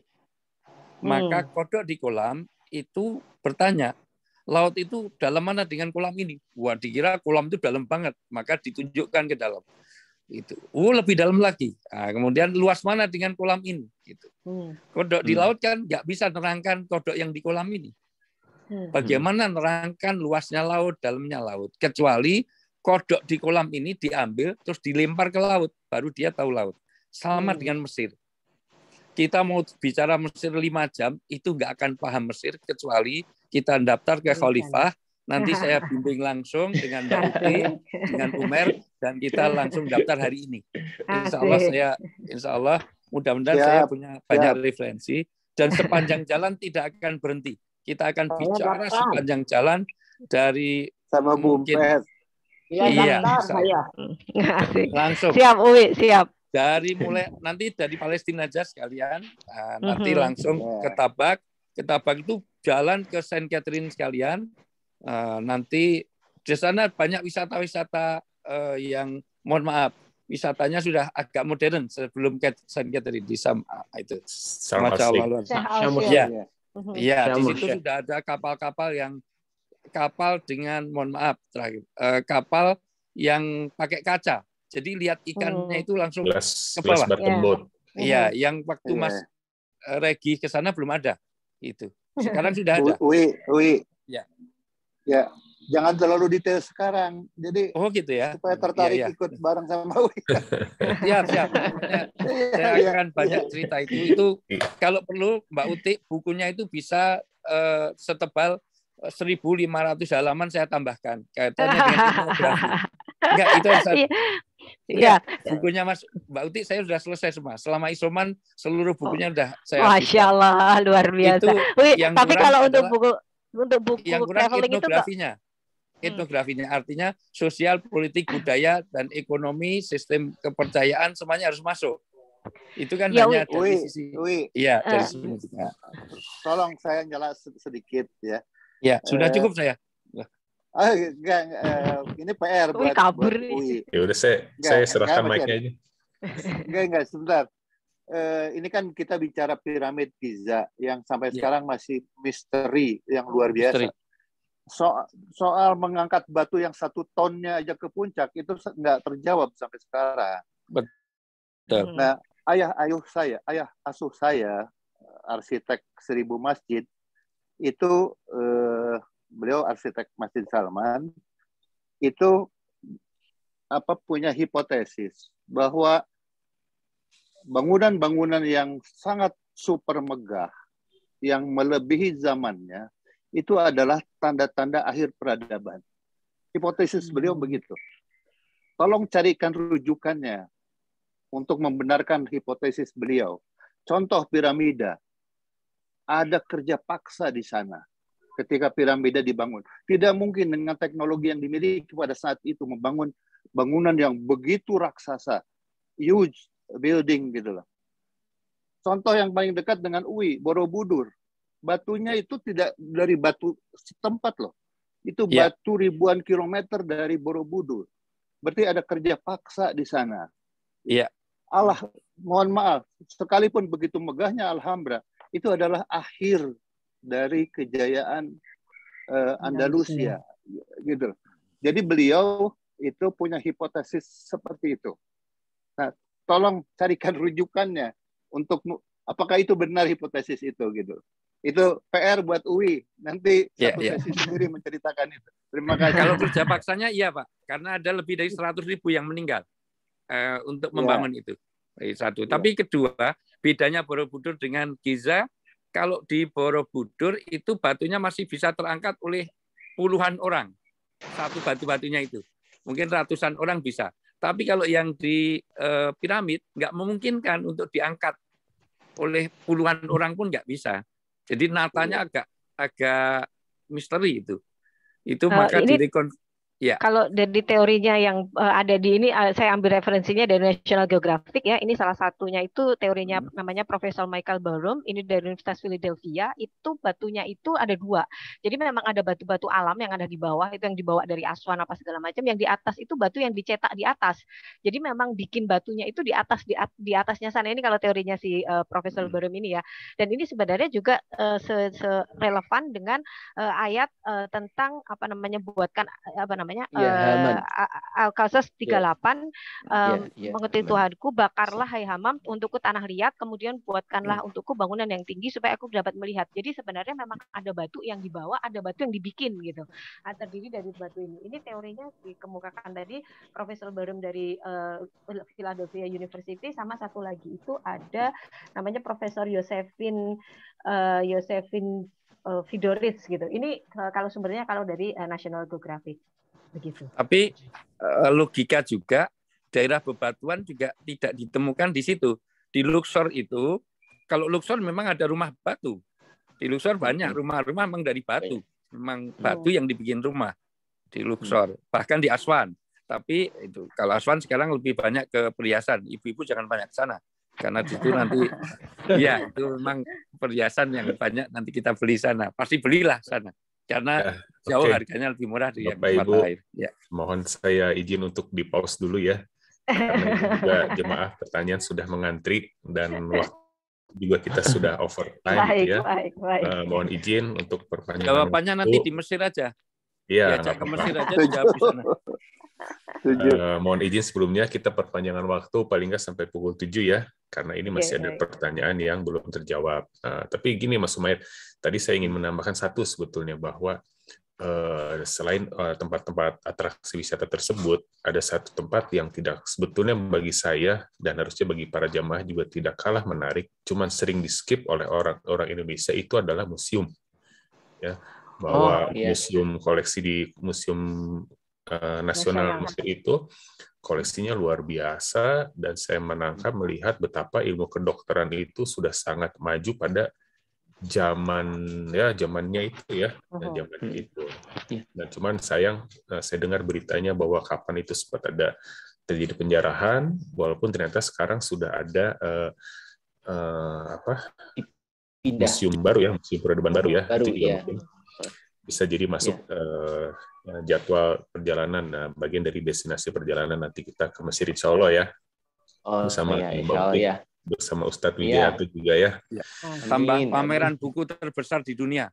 Oh iya, masih ada nggak? Alexandria ya. Baru beberapa hari lalu. Masih buka ya? Oh enggak. Itu beberapa hari lalu, tanggal 7 kalau nggak salah. Oh ya. Tanggal 7 Maret.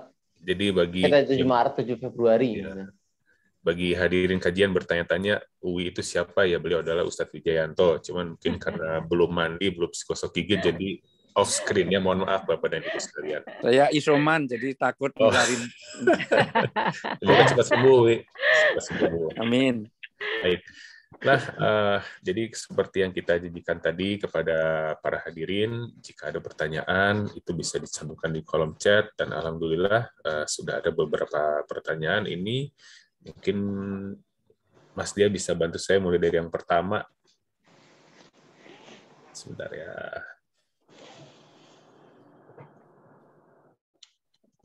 Oke, ini mungkin pertanyaan pertama dari Pak Bambang ya.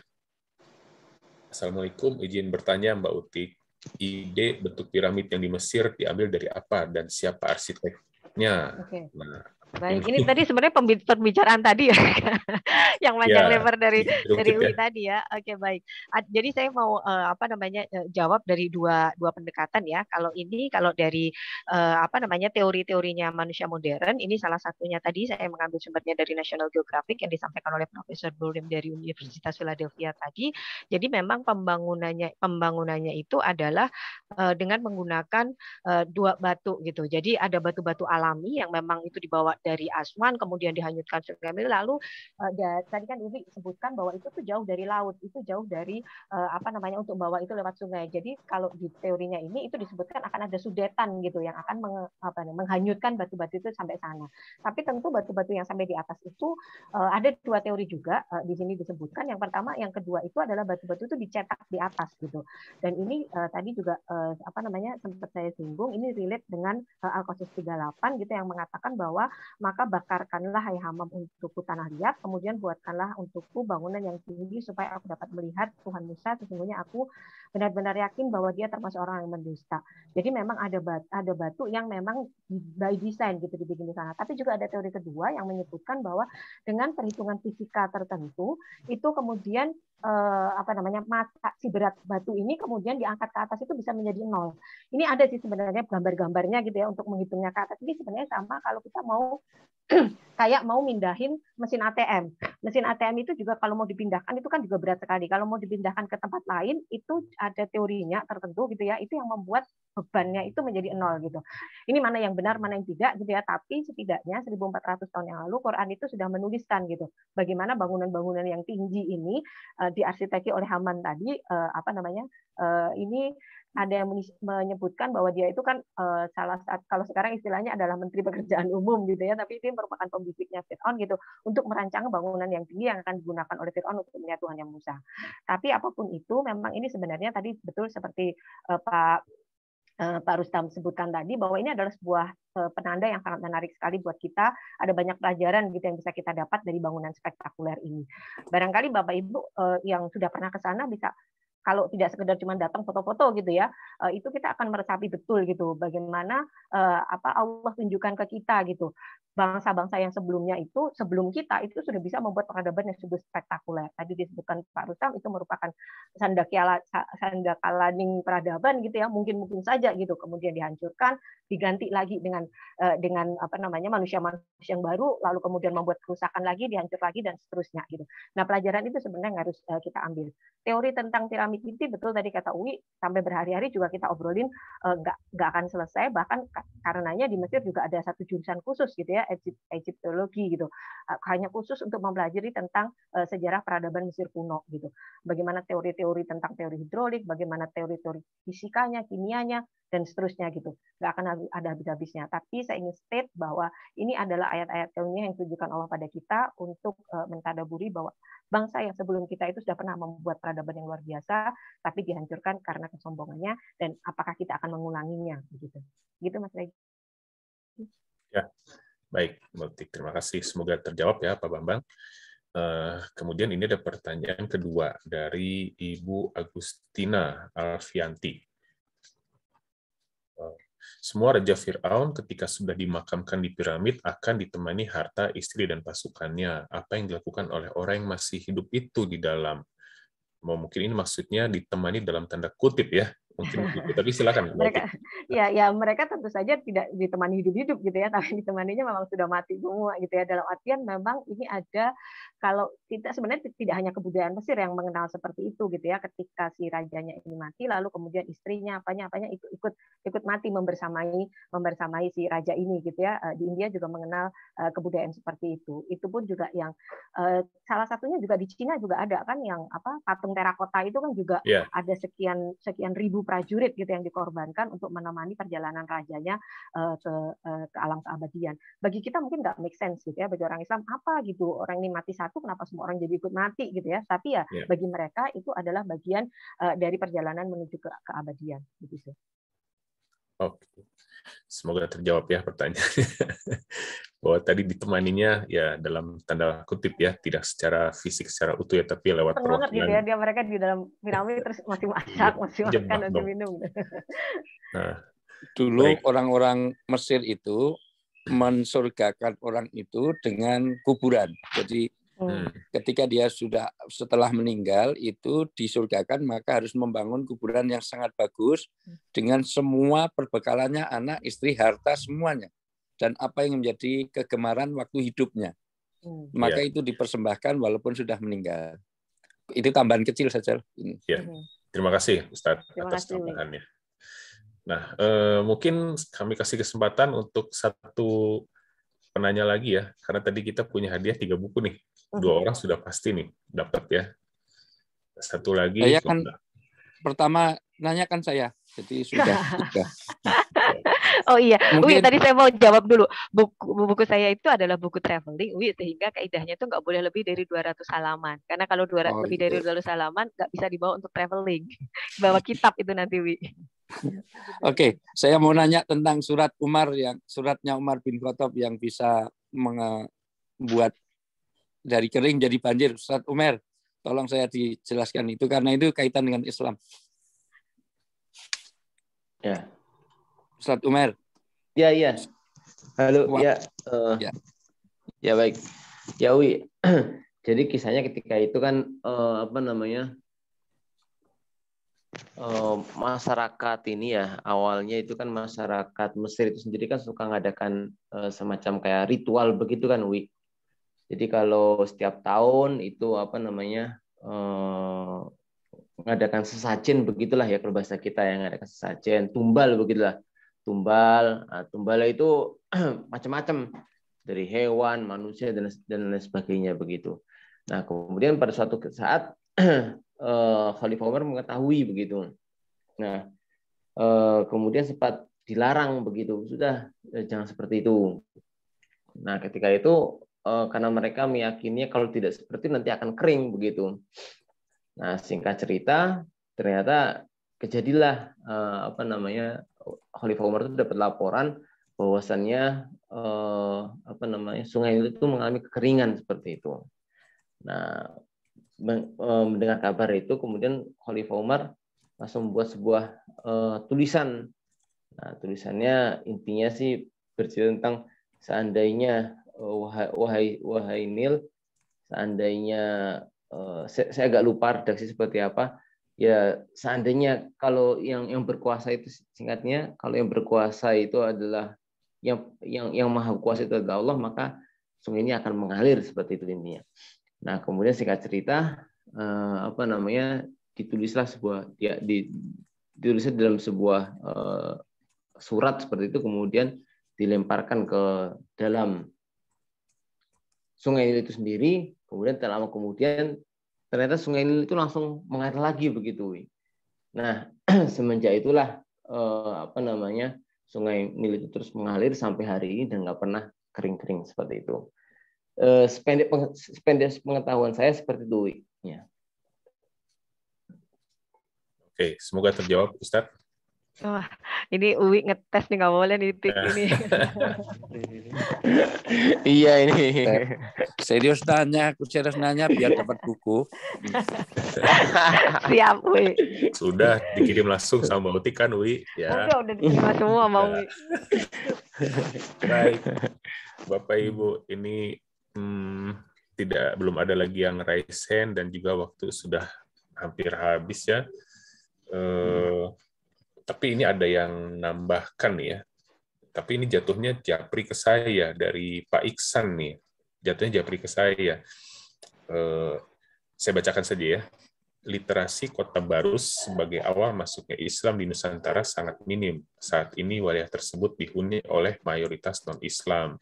Perlu upaya untuk mengangkat kembali sejarah masuknya Islam ke Nusantara dan menjadikan Barus sebagai destinasi wisata Islam. Nah, gimana tuh Mbak Utik? Ya, menarik. Jadi betul, kalau misalnya kita menggunakan masuknya Islam ke Nusantara. Ya, jadi kalau misalnya kita menggunakan referensi sejarah nasional, buku-buku yang digunakan sebagai buku ajar di sekolah-sekolah, memang iya. Tapi kalau kita mau menggunakan referensinya buku sejarah umat Islam yang ditulis oleh Buya Hamka, di situ ditulis agak panjang tentang Barus ini, tentang perjalanan jejak Fir'aun di Nusantara ini. Jadi memang referensi ini memang masih minim gitu ya, tidak banyak anak-anak sekolah di Indonesia yang diajarkan tentang hal ini. Ya, ini menjadi tugas kewajiban kita bersama untuk mensosialisasikan gitu ya tentang pengetahuan ini gitu. Bagaimana sebenarnya peradaban di Indonesia itu juga kita nggak bisa ngomongin mulainya dari katakanlah Sriwijaya gitu ya, atau sebelumnya atau gitu ya, tapi kita tuh sudah punya, katakanlah itu kan international trading gitu ya, perdagangan internasional dari Mesir sampai ke Barus gitu di abad ke-segitu gitu. Juga bagaimana perdagangan rempah-rempah gitu yang digunakan untuk keperdagangan jalur rempah internasional yang kemudian digunakan untuk mengongkosi perang salib dan seterusnya. Itu sebenarnya juga banyak sekali hal-hal yang belum tersingkap, dan itu menjadi tugas kita bersama sih, Pak yang bertanya tadi gitu ya, untuk men-share ini gitu. Baik, San. Ya, bukankah interaksi Barus dengan Fir'aun itu kan pra-Islam? Iya, betul.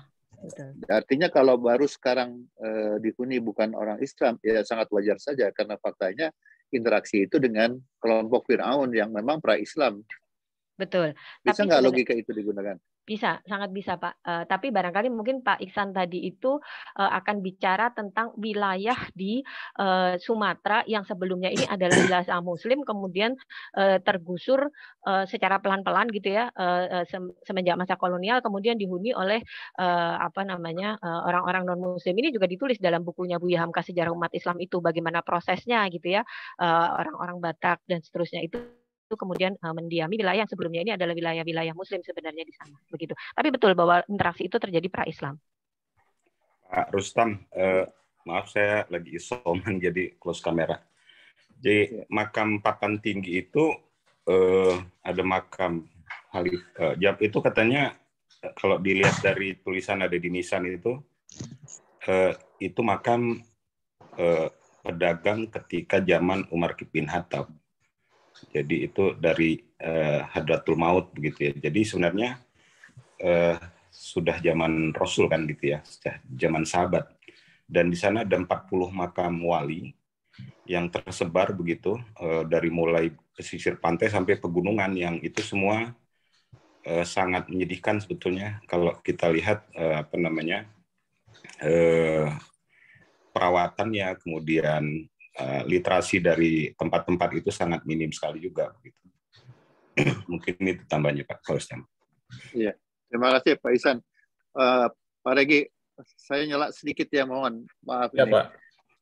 Ini Pak Ihsan ini asli orang sana, Mbak Utik, sahabat dekat baik. saya.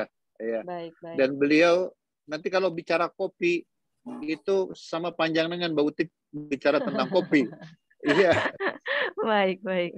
Dan beliau mengundang kita untuk ngopi bareng nanti. Nanti kita atur waktunya. Ini masih isoman sama Pak Ihsan ya. Baik, insyaallah. Iya. Dan nunggu saya selesai isoman, Mbak. Siap, Uwi. Nanti makan sate juga, Uwi. Dan pohon barus itu sekarang bisa dibilang tidak ada begitu. Kemarin waktu saya ke sana itu baru mulai ditanam lagi, dan konon katanya baru bisa menghasilkan minyak barus itu setelah umur 80 tahun gitu. Kebayang gitu kan. Baik. Ya, baik Pak Ihsan, terima kasih nih untuk informasi tambahannya ya. Terima kasih.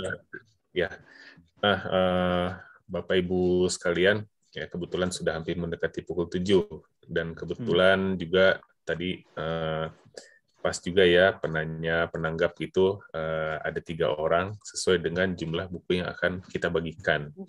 Jadi mohon maaf nih, langsung saja mungkin ya Mbak Utik, Mas Umair, Pak Rustam, pada pemenangnya atau hadirin yang beruntung itu adalah Pak Bambang Pardianto, Ibu Agustina, dan Pak Iksan Ican ya, untuk mendapatkan buku tulisan Mbak Utik ini.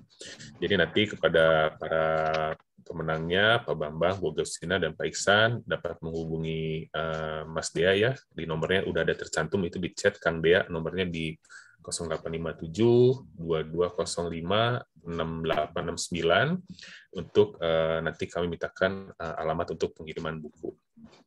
Nah, baik, mungkin sebelum kita tutup ya, dari Mbak Utik akan ada closing statement terlebih dahulu. Kami persilakan Mbak Utik. Oke, baik. Masya Allah, hari ini seru banget ya diskusinya ya. Uwi, terima kasih sekali gitu membuat pagi kita yang dingin ini jadi hangat gitu ya. Semoga nanti kedepannya besok-besok Uwi juga terus bisa hadir sehingga bisa bikin rame gitu ya. Bikin rame diskusi kita. Baik, saya akan berikan closing statement saya. Bismillahirrahmanirrahim. Manusia-manusia besar selalu datang dengan narasi besar. Bisa jadi ia akan mati dulu sebelum narasinya itu selesai dituliskannya. Namun, ide dan pemikirannya akan terus lestari melintasi zaman. Dari Mesir, kita bisa melihat bagaimana manusia sebesar itu menuliskan narasinya. Kita bisa belajar dari sana. Sekali dalam hidup, setelah ke Mekah, Madinah, dan Baitul Maqdis, kita harus menginjakkan kaki di negeri para nabi. Wabillahi taufiq wal hidayah. Wassalamualaikum warahmatullahi wabarakatuh. Waalaikumsalam warahmatullahi wabarakatuh. Terima kasih Mbak Utik, terima kasih Mas Umair, Bunda Empet, Pak Rustam. Kurang satu lagi Pak Regi, kapan jadwal ke Mesirnya? Kapan jadwal ke Mesirnya? Silakan pantau. Saya dapat dua dengan anak. Asik. Siap Bunda, kita ke Mesir ya. Tuh, Mas Regi udah bisa nih. Ya, memang untuk informasi juga bahwa border yang dibuka itu Israel ya, Israel yang buka. Jadi sementara opsinya masuknya lewat Israel, baru mereka lewat border mana tuh, baru kita masuk. Tapi dari Tapak nggak bisa. Nanti Mas Umair mungkin bisa bantu update ya. Cuman border yang selain dari Israel mereka belum buka, jadi masih harus masuk lewat Tel Aviv sementara ini. Begitu bukan, Mas Umair? Ini kalau mau ke Baitul Maqdis maksudnya atau mau ke Mesir, Mas? Ke Baitul Maqdis. Kalau ke Mesir. Kalau Mesir sih bebas kan? Bebas visa. Ya, lebih jadi asik sebetulnya yang Mono Egypt aja, Mas Regi. Ya, Mono Egypt. Jadi yang ke Aswan itu kan jarang sekali dikunjungi. Saya sama tahun 99 juga pertama ke Aswan ya, bawa si Sikal itu. Waduh, Masya Allah, luar biasa. Abu Simbah dan sound and light-nya ya di sana. Iya. Jadi terus bawa istri, kita weekend yang bawa beli perhiasan situ. Oh, ini kayaknya ini punya toko perhiasan di sana saya rasa. Bukan itu curhat. Ada penjaganya mungkin Mbak Utik. Ya, baik Bapak Ibu, nanti untuk produk ya insya Allah tetap saja dipantau ya medsos kami, dipantau informasi update dari kami. Insya Allah kita akan tetap buatkan gitu ya. Nanti kita cari waktu yang tepat ya untuk berkunjung ke sana. Tetap ya istilah bahasa kerennya stay tune ya dengan Khalifatur. Silakan pantau tetap juga kegiatan kajian subuh bagi Bapak Ibu yang terlewat kajian-kajian destinasi sebelumnya, dapat pantau juga di kanal YouTube kami ataupun kanal YouTube Bautik. Ya, saya Regi dan tim rekan-rekan tim kajian mohon izin pamit ya. Wabillahi taufik wal hidayah. Sampai jumpa lagi di kesempatan yang akan datang. Terima kasih. Terima kasih Mas Sumair.